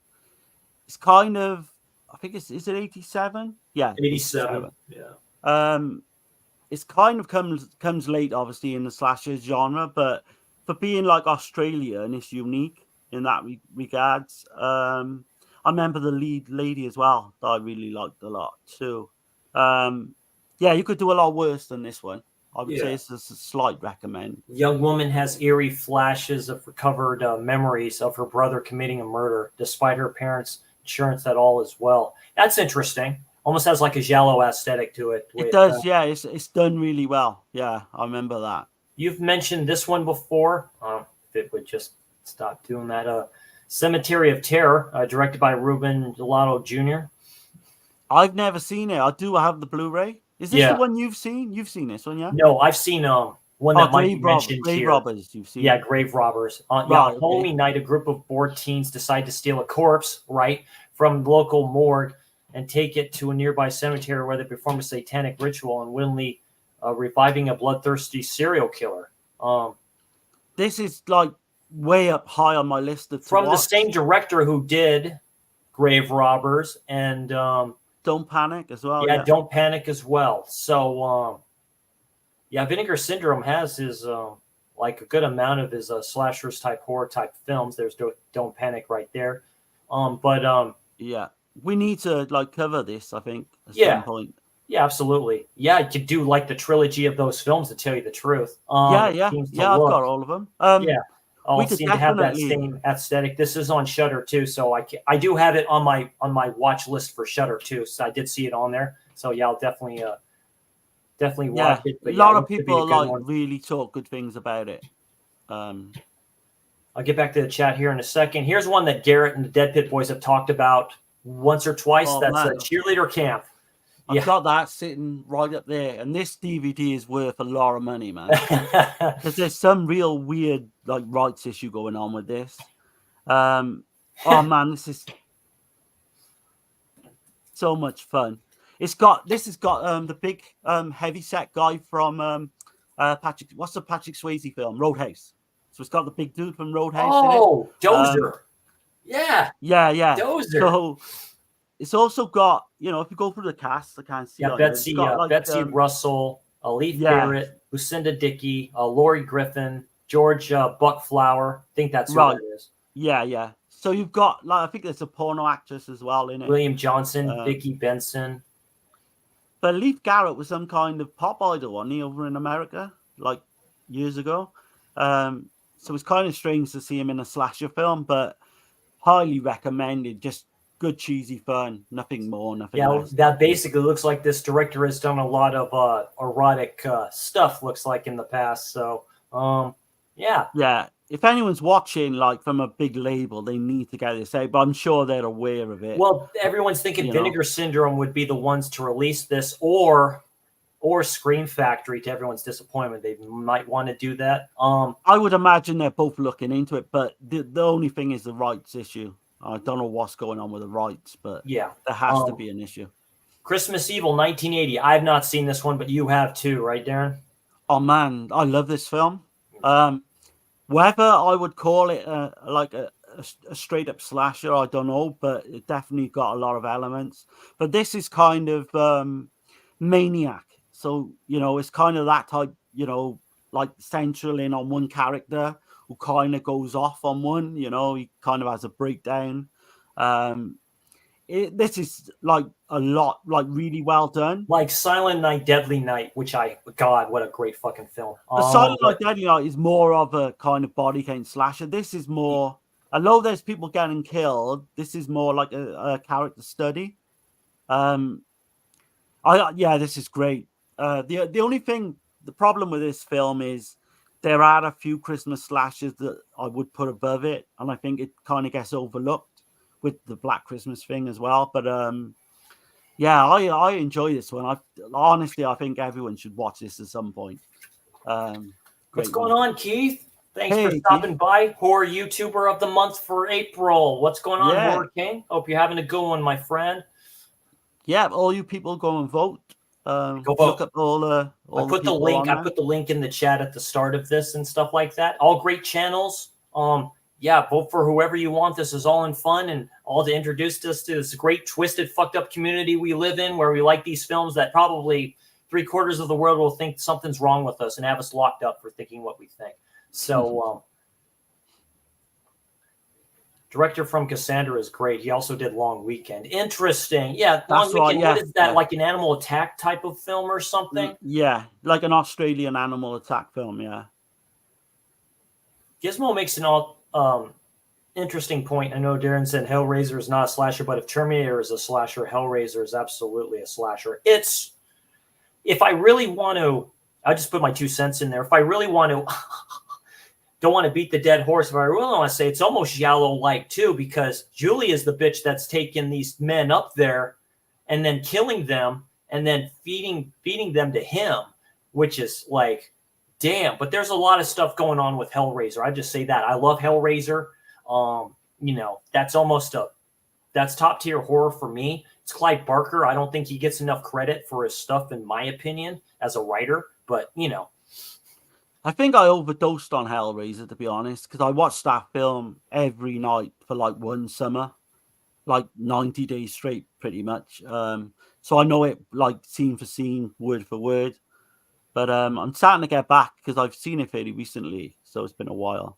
Yeah, the Boogeyman OG with Susan Love is great. The sequel, don't waste your time. Okay. No, it's bad. Yeah, the sequel is really bad. Yeah. I'm jealous right here. I rewatched Sweet House of Horrors from Fulci. Is better than people give it credit for. Like it a lot. The Burning was my favorite slasher, but I put Hellraiser and Candyman over. Candyman I like a lot too. I really like Candyman. I need to revisit Candyman's that a one. masterpiece. Absolute masterpiece. Oh, wow. Is that the best Clive Barker film? I think so. Yeah. Oh. Yeah. I mean, I have not seen Midnight Meat Train with Bradley Cooper. It's got Vinnie Jones in it as well, like a UK actor, like used to be a footballer. But yeah, I would say I used to love Hellraiser a lot, and I'm starting to get my love for The Burning is better than the OG Friday 13th. Wow. See, Russell agrees. Yeah. So I don't think that's a hot take as much as it used to be. No. I think a lot of people are starting to see that. He also did Demon Rat, worst film ever. The director I think we were talking about. Yeah. Demon Rat. I'm saying hi to Keith. I'm saying hi. Go in the comments in the horror YouTuber of the month.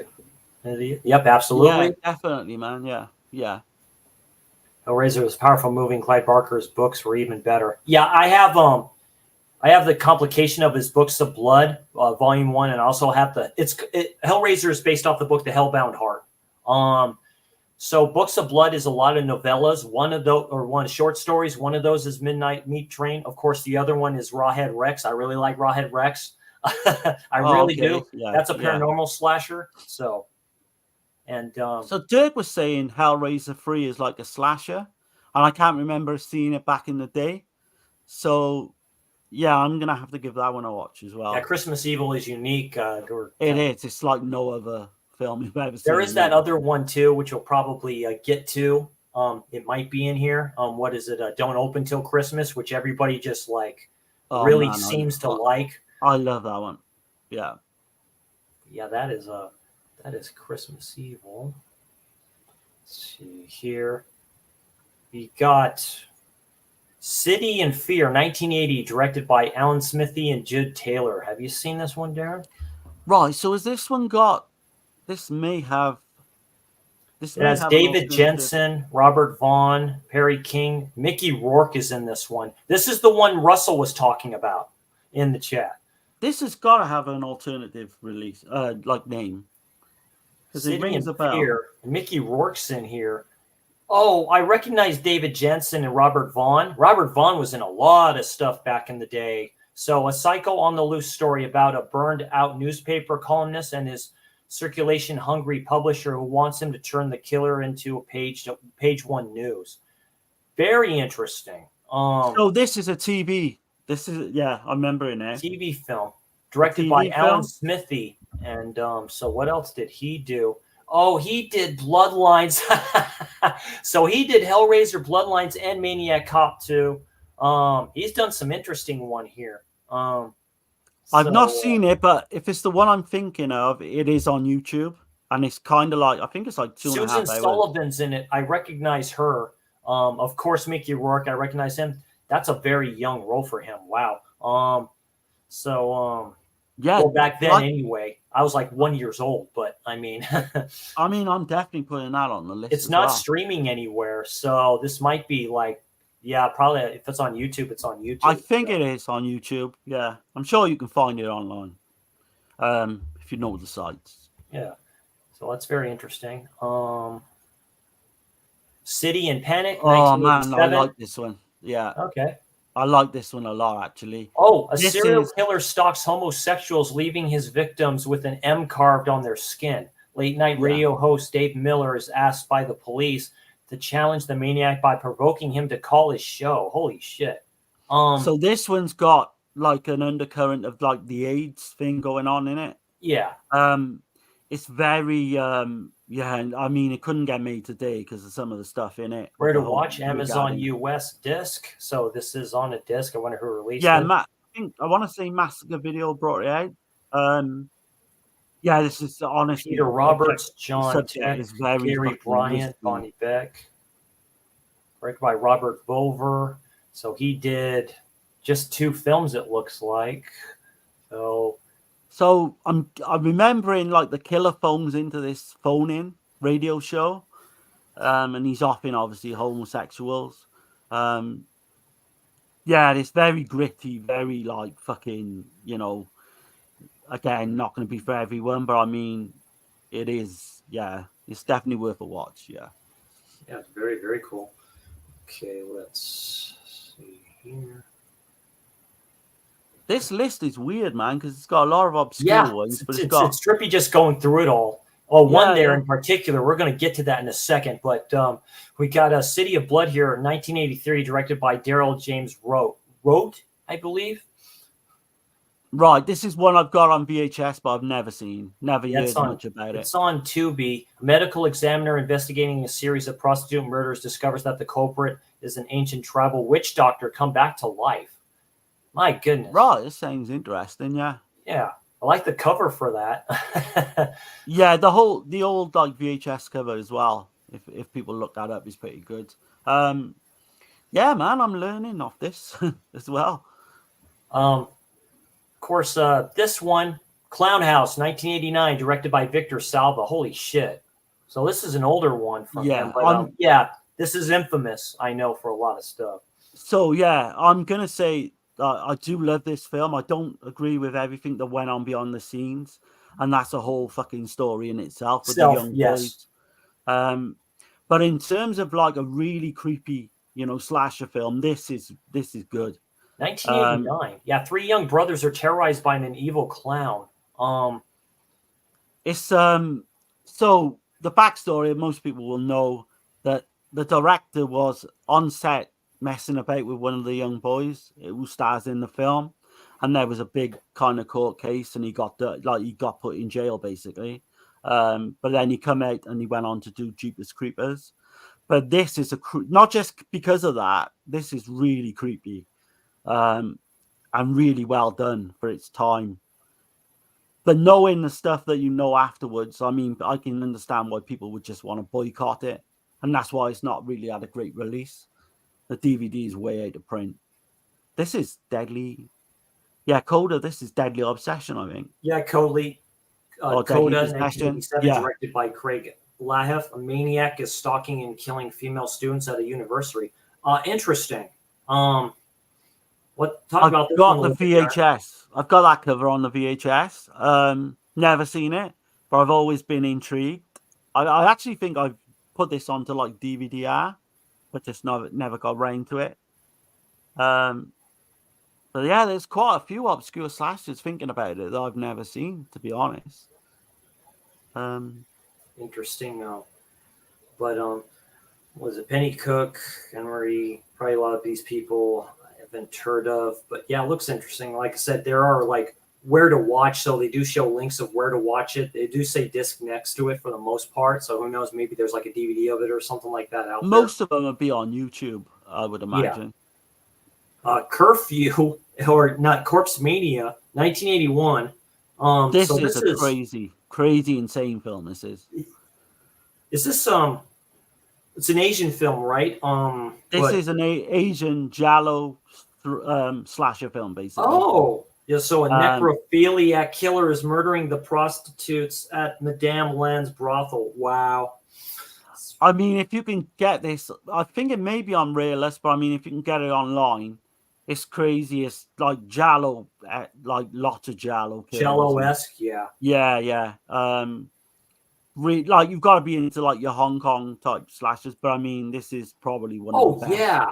Oh yeah, like it's a category 3 slasher. It looks like, So this was an interesting time for Asian films, for Hong Kong specifically. So I know Flesh Wound Features. You all talked about this one, Funeral Home. Yeah. I love this. Has just come out from Scream Factory. Yes, and people have been wanting this for years and years and years. I really like this one as well. It's a slow burn. It's got the lead actress Leslie Donaldson from Curtains. She did a few good roles. She's a great actress. Funny. She's very funny. She's quite cute too. Yeah, I mean, this was her first film, I believe. But it's so creepy. You've got like she's staying in this type funeral home with her. I think it must be her grandmother. There's the creepy guy, working outside and all that, and it's just got this like kind of doom going through the whole film, like just this like doom feeling. But it's another one that's really slow and atmospheric. So whether Very I would nice. recommend it, I don't know. But I mean, if you like that kind of thing, yeah, Gore did it, with Dirk and Dan. That's right. Yeah. So it works out perfectly. Yeah, it's kind of pricey right now. I did think about getting it, but yeah, when I watched Dan, and I mean, it wasn't that bad. Dirk I and got Keith it. actually. Yeah, it was Dan, Dirk, and Keith were talking about it. They did this a double feature with the Boogans. So That's right. Definitely, Yeah. definitely is a winner. That's for sure. I was looking at Gizmo's comment again.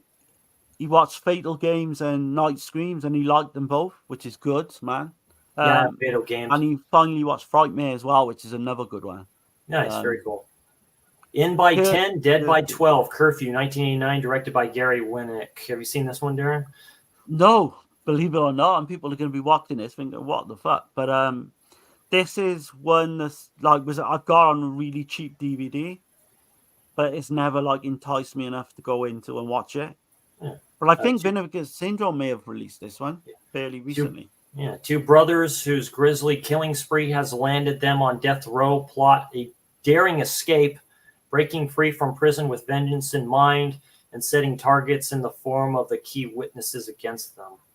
So Kyle Richards, Wendell Willman, John Perch, Frank Miller.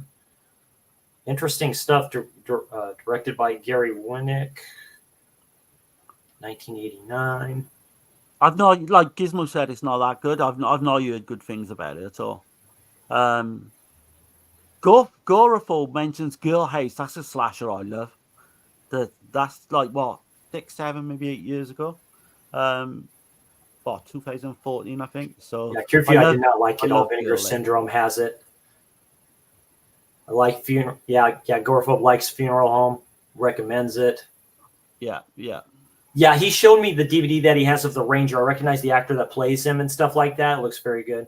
I want to get the Ranger. I've never seen it. Yeah, it's definitely. Yeah, I want to watch see that Fatal Game and Night Screams. I have Night Screams, and I like Fatal Games. I love. I also finally watched Frightmare. Liked it also. Yeah, if they're good and fun, it's just like That's all you want at this point, really, is just like an entertaining film. Like boring is the worst thing you can get.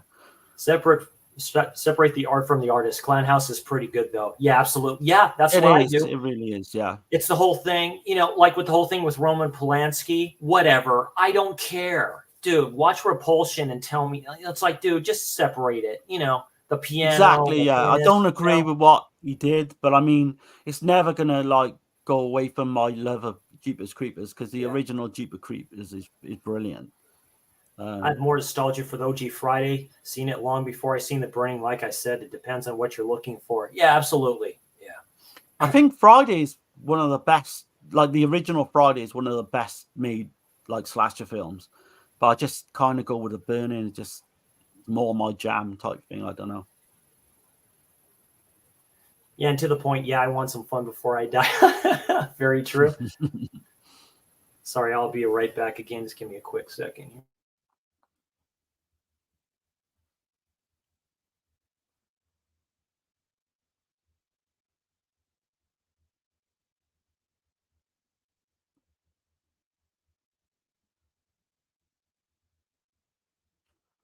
This list is crazy, man. Some good, like, obscure ones.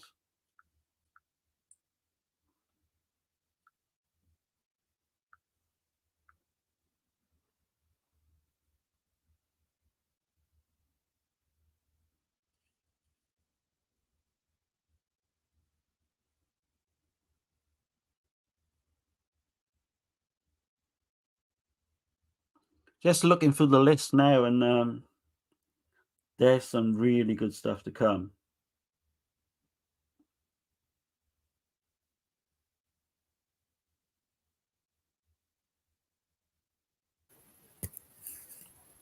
Yeah, Chris, I was just looking through the list now, and there's quite a few that you like, good ones to come that you've seen. So yeah, excellent. Yeah, we won't go kind of through them all and stuff like that, but it's all fun just doing this anyway. And like I said, boy, we're kind of shocked here. I am like, holy shit. There's like, no way I can get all these slashers anyway. I'd almost be like Dirk, try to get every giallo he's ever done.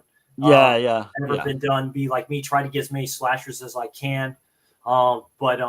Yeah, this is great stuff here, all in fun, great stuff too. Curfew, and sure enough, there's the film we were talking about, and I love this fucking film right here, and that's Curtains. Absolute masterpiece for me as well. It is very funny. With the opening credits, they don't mention this guy. They mention the actor that's playing the director in the film, which is very cool. It's very, very funny, very twisted. This has giallo elements in it. Talk a little bit about the film, Darren. So what's interesting about this one is there's two directors for this. Mm-hmm. So if you notice in the credits, like there's Act 1 and Act 2.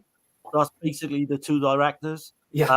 Because the one got fired early on. I think he got fired or walked off. Yeah, there's good extras on this. Synapse released this. It was a tough road, man. The producer, man, was a dick. So it seems with a lot of things. Like, read up and look about the background to the whole of this film, you'd be amazed that it came out so well. This one's got really creepy imagery with the doll. You've got like very Giallo-esque with the colors as well. I just love it. I mean, it's kind of, you've got all these actresses like, and they're all auditioning for this part. And you've got the sleazy kind of director, producer, and he's kind of putting them up against. Yeah, who starred in each other. Animal House. John Vernon, yeah, Savage Streets as well. Yeah, Savage Streets. I recognize that there's a caretaker around the place. I think it's his son or something like that, the Playboy. He looks very familiar. I forget his name. I've seen him in other stuff, but this is completely top tier slasher, like Samantha Egger as well. Gorgeous. She's in it. You've got the girl, the lady from Black Christmas. Yes. Very infamous scene in Black Christmas where she gets killed, suffocated. There you go. In the middle of, what's her name again? Lynn Griffin, is it? I think it's Lynn John Griffin. Vernon was the actor I was thinking of. Samantha Egger, of course, famously from The Brood, is in here. Linda Thorsten, as Brooke Parsons. Deborah Burgess, Michael Wincott, as Matthew. Yeah, that's the one I was thinking of. Shannon Tweed. I mean, but uncredited, which is very interesting.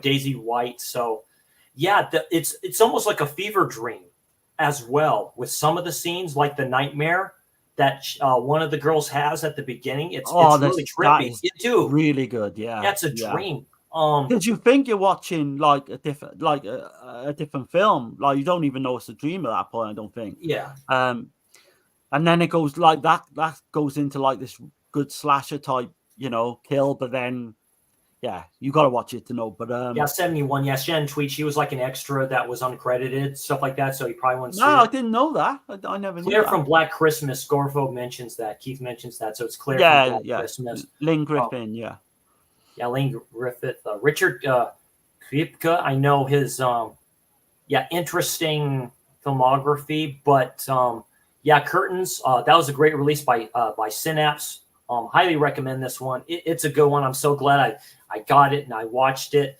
It's a great slasher. The same track as well by a guy called Paul Zaza, who did the same track to Prom Night. Oh, that's right. He's amazing in Curtain for Curtain. I have this. I've not watched it yet. Cutting Class, 1989, directed by Rospo Pallenberg. I heard this is kind of a cringy type of trip of a film. Of course, Brad Pitt is in this one. I was just glad to get this released, that MVD, when they released it. I have the Blu-ray because it has the retro cover on it, and I like that shit. So I kind of like it. It's not good. It's not. It's a long way from being good, but I kind of like. I like Jill Schoelen in the lead actress.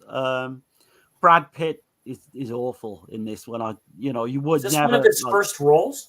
Yeah. You would never predict that he was going to go on and be as good an actor as he was through this performance. But it's worth watching because of that. It's like him and stuff like this, where maybe he doesn't talk about it. Once in a whatever bazillion to one chance you see him and stuff like that, and I'd have a poster for this. I'm like, hey, my man, could you sign this and see what he would say? Oh God, I'd love to do that. But the other guy, funny enough, outshines him totally in the film. The one who they think is the killer. Mel from my podcast mentioned there's some cringe moments with him where it's like, what the hell's going on here? So he's really good. I gotta be fair. Yeah.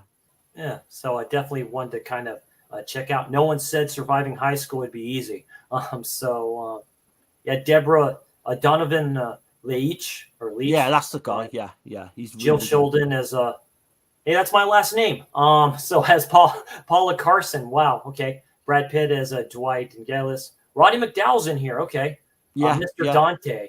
He plays a teacher. Yeah. He plays a teacher. Yeah. He was in a lot of these. This is the tail end. This is it. Really 89. It's probably the death knell of the slasher films like that. It is. You can kind of tell the way films like this were going. It became more thriller than slasher. You know what I mean? Like erotic thriller and stuff like that to me. And here we go. I have this one. I love this film. Dark Night of the Scarecrow. Charles Durning. This is a TV film. Used to see this on TV as a kid. Regular local station, Channel 36. So yeah, basically done in these farmlands and stuff like that too. Bubba, an intellectually disabled man, is falsely accused of attacking a young girl disguised as a scarecrow. He hides in a cornfield only to be hunted down and shot by 4 vigilante men. After they are acquitted due to lack of evidence, the men find themselves being stalked one by one. What do you think about this film, Darren? This is so good, man. Yeah, it's probably one of the best, to me, one of the best horror films ever done for television. Oh, easily. It's like this. Another one I like is called Don't Go to Sleep. But this one has got such a great cast as well. The guy who plays, the lead guy, Bubba, is an outstanding performance. He plays kind of this mentally challenged, person. But you've got the cast as well. Like you've got the guy from When a Stranger Calls as well in it. Charles Durning. Yeah, he plays. Brilliant. He plays part of the farm people. That's a disturbing scene. That's very disturbing. It really is, and that's extremely disturbing. For a TV horror film, it's kind of it plays on a few things, with the young girl as well, and Durning, all great that. actor, was also in Sisters. I mean, Yeah. He was in he's actually in the last shot of that film as well. Sisters, yeah, very good. Funny. But highly recommended. Yeah, me too. This is one of the best early 80s slashers, I think. That's just great ending, hella satisfying for this. It just works. Like I say, very the original classic. Yeah, so it's very Frank DeFlita. I don't know if he did. So he did some other interesting. Oh, he did Scissors. Here. Scissors is kind of a decent kind of 1993 kind of a slasher, but it's got like an erotic kind of element. Maybe I'm thinking. Yeah, like I say, Sharon Stone. Yeah. Thing. But if you've not seen this film, then fucking go out and.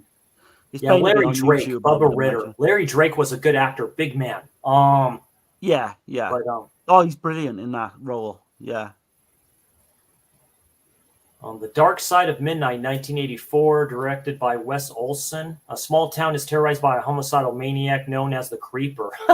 So this is one, I've got the old kind of Trauma DVD. Again, I've never seen it. Very, very low budget, and not many people have heard of this one. So yeah, maybe I'll get to it one day. Who knows?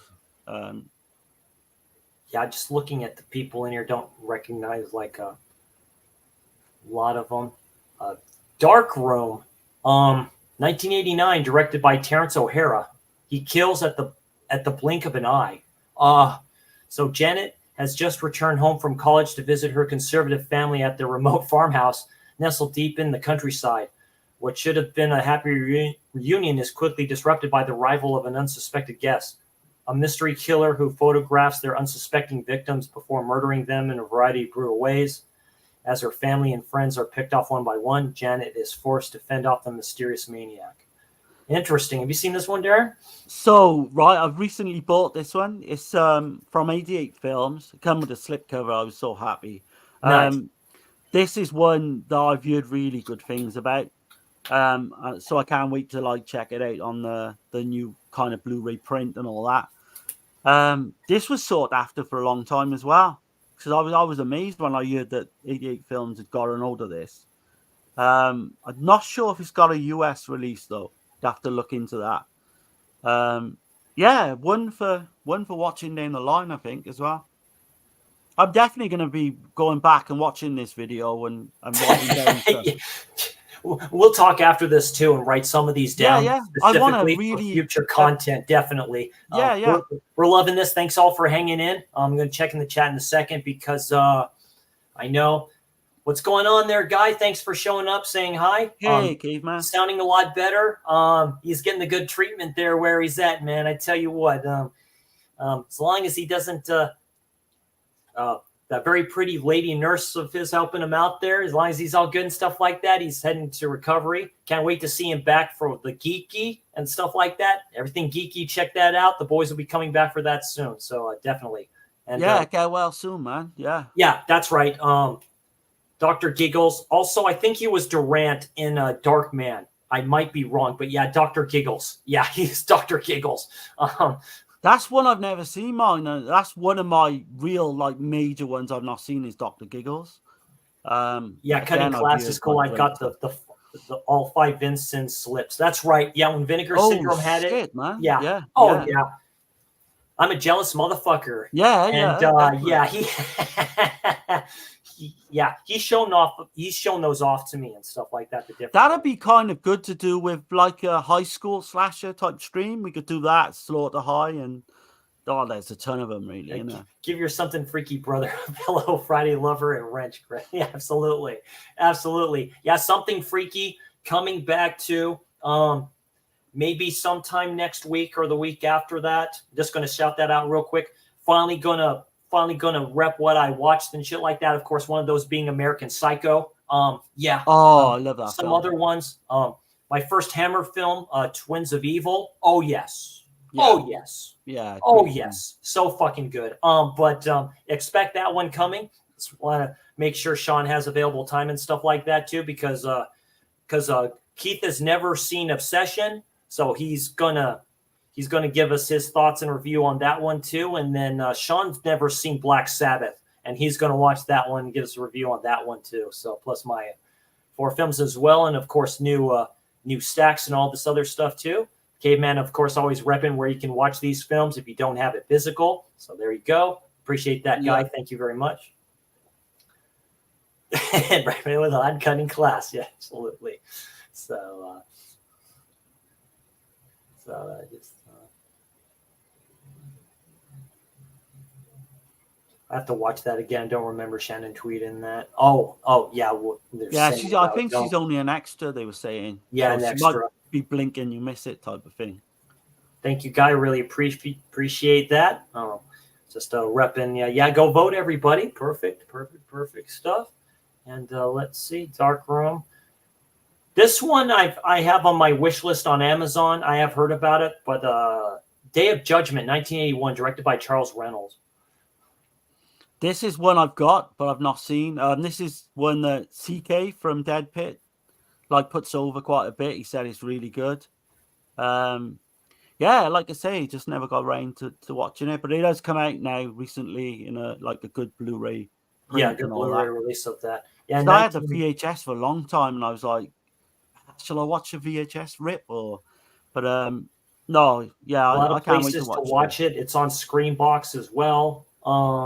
Screenbox is an interesting streaming site. I like it. It's different. But 1930s small town rife with lust, corruption, and sin. A mysterious figure wielding a scythe arrives to cut an unholy swath of murder, madness, and moralizing that may lead straight to hell.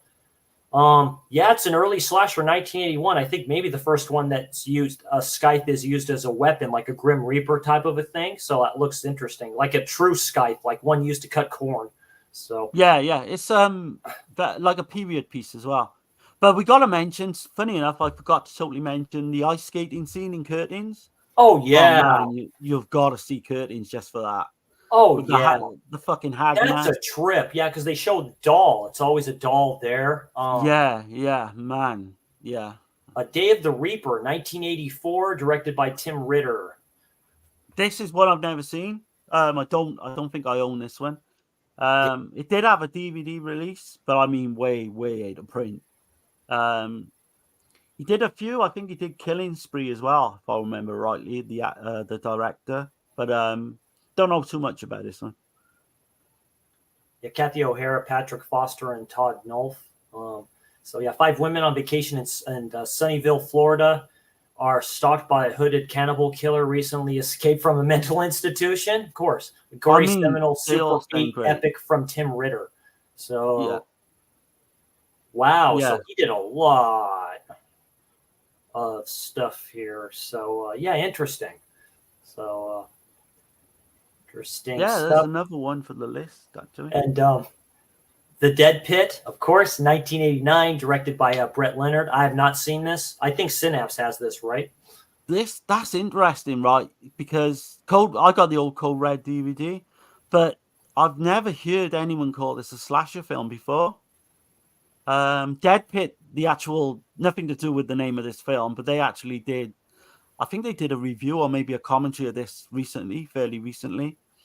I always thought of it as maybe a zombie film, but like I say, I've not seen it, so maybe it's a mixture of the two, maybe slasher elements. But the arrival of an amnesiac patient in a psychiatric hospital somehow frees a mad doctor who was shot and entombed with his fiendish experiments in an abandoned wing of the asylum 20 years before. Huh. So maybe it's like open slashers, you know, like these, maybe it's a bit of everything. These zombie people killing people in horrific ways. You've mentioned, I think you've mentioned this one, Darren, a bit. Deadly Blessing. Yeah. This is underrated one. Pray you're not blessed. This is a love-hate relationship, I'm guessing, with like a lot of people. Yeah, there's so basically this has got like a lot of religious type aspects. So you got Sharon Stone, who reportedly was having an affair with Wes Craven's wife on set, which is crazy. Damn. Yeah, all that was going down while they were making this film. Jeez. But you got, is it like there's like this community, is it Hamish community they call it? It's like, when a former member of a religious cult dies in a mysterious accident, Martha, who now lives alone and close to the cult's church, begins to fear for her life and the lives of her visiting friends. Yeah, and there's a scene with like a spider's web as well, which is good. This is kind of underrated for me because obviously Nightmare on Elm Street is you know, that's his number one slasher by a long way. But this kind of doesn't get talked about as much. And this is one I highly recommend, you know, for like casual slasher fans. I still think they would like this one. It is Wes Craven, and it's yeah. Another interesting one here, Deadly Dreams, 1988, directed by Christine Peterson. Alex is caught in a web of distrust between his brother, his best friend, a beautiful stranger, and the renewed dreams of the slaughter of his family. You seen this one, Darren? No, this is one that's had a fairly recent DVD release. But I mean, just to get the DVD alone is like something like £20 UK. So I haven't really gone in for it. But I don't know too much about it, but I am aware of it. Interesting, very interesting. There's that one. I see someone's in the chat. And he is. What's going on, Jason? Ginger Ninja? Yeah. JK. Very cool. Check out his channel, a fellow nominee with myself. Check out his reviews. He's doing great stuff on his channel and stuff like that, too. I like his Franchise Fridays there. Did his prophecy films and stuff like that, too. So very cool what he's doing there. Definitely one of the big up-and-coming channels, I think. Ginger Ninja, definitely. Back at work and says, I can't complain. I'm getting paid to watch YouTube right now. I appreciate that. Thanks for joining me. I appreciate that. Deadly Games, 1982, directed by Scott Mansfield. I think Scream Factory has this one. This has come out fairly recently on Arrow as well. Arrow, never. Yeah. I've seen it. I don't remember much about it. From what I remember, it's kind of boring at times, if I'm honest. But I had to get it just for the slasher collection. But directed by Scott Mansfield, a masked maniac with a penchant for a monster-themed board game is playing his own twisted game with the women of a small American town. Each time the discs are rolled, another victim meets a grisly end, returning home to mourn the death of her murdered sister. Keegan befriends local cop Roger and reclusive cinema protagonist Billy, but soon finds himself in the killer's sight. So interesting there. 1982, so an early slasher or what have you from that time. Yeah, I can remember bits of it, but not too much. Dick Butkus is in this. That can't be the same one. As Joe Adams, so a.k.a. the Bears football player who played for the Bears. Okay. Yeah. Excuse me. We got some interesting one here. Unfortunately, I haven't seen these one particular. Is this Deadly Intruder? I had the VHS of this. But funny enough, I did go to sit down and watch this at one point, but the VHS rip or the VHS of it is awful. Like, it's really dark. You can't make out what's going on. This is another one that's so obscure. If you can find the VHS anywhere, this, like, snap it up because it's never been released on DVD. Yeah, this is kind of one of the like infamous ones that's really hard to get hold of. You'd have to look on YouTube, maybe. You can pick it up Yeah, there. because it's not streaming anywhere. So stars the cast: Stuart Whitman, Danny Bonaducci. Oh, really? So It's not yeah. got bad casting because Stuart Whitman was pretty good as well. Yeah, Stuart Whitman, Molly Cheek, Daniel Green, David Schroeder is in here. Okay. So, These yeah, are the ones you want Vinegar Syndrome to get hold of, I think. A lot of these ones that's been mentioned on here. They can definitely do it. Deadly Lessons, 1989, directed by man, I like this one. Yeah. Wow. So this one, right, is a TV film from obviously the late 80s. Is it what? 83. Oh, Yeah, 83. But what I remember about this one is the cast. If you go through Bill the cast, Paxton's in it, I think. Yeah, there's Diane, the girl from The Last American Virgin. She's in it. If you go through the Donna cast, Reed, Larry Wilcox, David Aykroyd, Daniel Franklin, Ali Sheedy. Wow. Yeah, she's in it. Yeah. Dina Friedman, Kruger, Sally Klein. Diane Franklin as well is in it. Yeah, Bill Paxton. Nancy Cartwright. Yeah. So yeah, it's your typical kind of college girls getting bumped off, but I mean, Psycho is stalking the students at an exclusive girls' school. Of course, this isn't streaming. Yeah, these TV horror films, specifically slashers, are few and far between.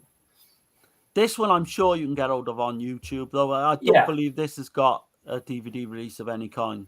Yeah. It may be mentioned on Vinegar Syndrome could pick it up and put it on their televised terror. They've only brought out one of those. Yeah. I'm shocked. This would be ideal. This would be ideal for that. It'd be perfect for that set. There's a few they can release.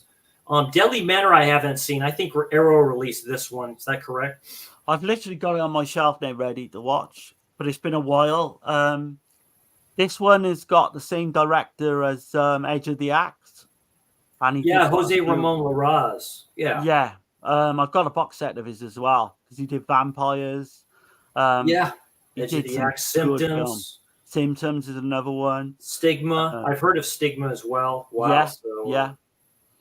So he did the one there with the eyes. I can't remember. It's like a foreign name I watched recently as well. Coming of Sin. Rest in Pieces. Wow. So he's highly regarded. But this one I've heard good, kind of mixed things. But I mean, it's definitely worth it. I think to watch. Yeah. Even if it's like a one time. Yeah, one-time thing. And we'll end it with this one here. The Death of the Jackal, 1984. So La Muerte la Cackle or whatever like that. Directed by Pedro Giordano. And so they have his name kind of twice. I have no fucking clue with this one. I've never heard on the loose, targeting only young women. Grisly deaths pile up one after another. The real problem is not finding out who he is, but instead how to stop him. Not streaming anywhere. I've never heard of this one. So interesting kind of stuff there. So /Giallo Goop Fest. So it's kind of a Giallo aesthetic, I'm thinking. The way it sounds looks like it's Spanish. Oh, right. That's maybe why I've not heard of it then. Yeah. Has it got an alternative title underneath, Chris? Just La Muerte del Chacal. Okay. Yeah. One I'll definitely look into a bit more, I think. Yeah, Mexican slasher film from 1984. So it's people seem to like it for their reviews and stuff like that, some later ones. So who knows, maybe we'll be able to find this on YouTube and stuff like that. But yeah, it's called Death of the Jackal. Excuse me. All right, we'll go ahead and stop it there. I know we have some good ones in here, but we'll go ahead and stop it there. Some good stuff there. Gone on for a good 2 hours, 20 minutes with that. Yeah. We can do it again, because there is some real good ones to come. But I didn't realize there's so many obscure ones, to be honest. Yeah. So Yeah, so very cool. Yeah, just BS. Like I say, if you have any questions to ask us and stuff like that, we see we can answer them before we can go. Quick, tell us, Darren, what plans are you doing with Dirk and what have you for your channel? So yeah, so basically subjective collective perspective. I know I probably said that wrong again. Subjective perspective collective. Collective, yeah. So Saturday we're covering the Spanish Jolly like set that come out recently. Spoiler, but a lot of them are not that good. Yeah. I think we might be throwing in like a Silent Rage like review afterwards. Hell yeah. So yeah, just that. I think I'm trying to think now. Darren driving, we got like me, Gore, and Dan and Dirk are doing 4 films as well for that, but I'm not sure whether that's going to be. Probably sometime next week. So yeah. So keep it. But Dirk's just put out the uncut version of our Exorcist 3 review. Yeah, so that's great. Hell yeah. I mean, he put a lot of work into it, and he's done all the video clips and all that. He's done a great job. Over the moon with that, like, so if you can get to watch that, then try and give that a go as well. Absolutely. For me, expect Terror Tuesday tomorrow. That will be American Psycho, and then I have other stuff to watch for my Giallo showcase. I know you all voted for my next Giallo showcase, part of the Forgotten Gialli Volume 4, I think. Which includes Arabella and some other ones. You've all voted for that one, so expect that one soon. Got to get back into watching the Giallos and stuff like that. I love Arabella. I love Arabella, man. And then for Found Footage Friday, it's Found Footage Franchise Friday. So I'm going to start with the Paranormal Activity films. That's a hot take. Nobody likes those. So I'm going to go through each of those all the way up to Next of Kin. And, and then Slasher Saturday. Next up on the list for Slasher Saturday, I forget. I know it's one of them because I just did Jack's Back, which is a very good one. Appreciate the views for that one as well. I'm glad I was able to watch that one. I forget, so I always look at times for votes and stuff like that too. And and then a future slasher stream that me and Darren will be doing. We'll be doing the Psycho films, part of that awesome Arrow box set that they released. So we'll be going through all those films. It's a great franchise. They need to be talked about. Also, our 4 film stream. I've been talking to Dirk about that. Expect that in the future. 4 films of Mimsy Farmer. Those are going to be 4 Flies on Grey Velvet, Autopsy, The Black Cat, and Perfume of a Lady in Black. Definitely, it's going to be fun talking about that film. Can't wait for that, man. Yeah, it's a good one, and so great stuff on the horizon and future content. Just love doing this and so fun. Also, something freaky in the collection. Going to talk to Keith about that one, and then just like I say, going through those films that we watched and stuff like that. Fun time. Expect the Something Geeky in our collection to come back with me, Guy, and Jeff. Expect that coming back too. So a lot of great stuff and fun planned ahead. So, all in fun. And again, appreciate the support from everybody, the nominations and all that great stuff too. Appreciate Darren, appreciate Dirt, appreciate everybody and everybody in chat, all that great stuff, your great community here and just great stuff here. It's just fun having fun just talking about this great shit. A lot of films we have not seen yet, so it's always cool. Yeah, just go over and vote, man. Look at everyone's channels, subscribe to them all, and just go on and vote and support that, And it's all good. Anyway, if you can, cool. Thanks for everyone for joining. I am Chris C, the Slasher Dude. That's my fellow Slasher Dude there in the corner there, Darren. If you can, sleeping bag, subscribe, slash the like. Hell, put the black gloves on, put the fedora hat on, put the mask on, man. Just go out in that night and check out Maxine trailer, man. And you all have a great day. I'm Chris C, the Slasher Dude. Of course, that is Darren. We will see you all next time. You all have a great, great evening. Enjoy the rest of the week. We'll see you all next time. Bye, guys. Y'all later.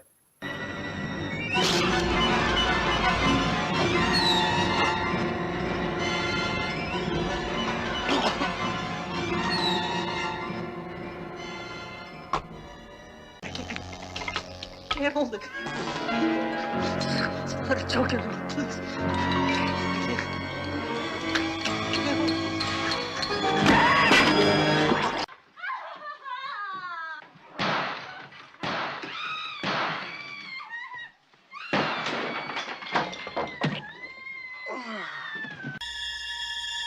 Hey, now cut that out right now. That's not funny.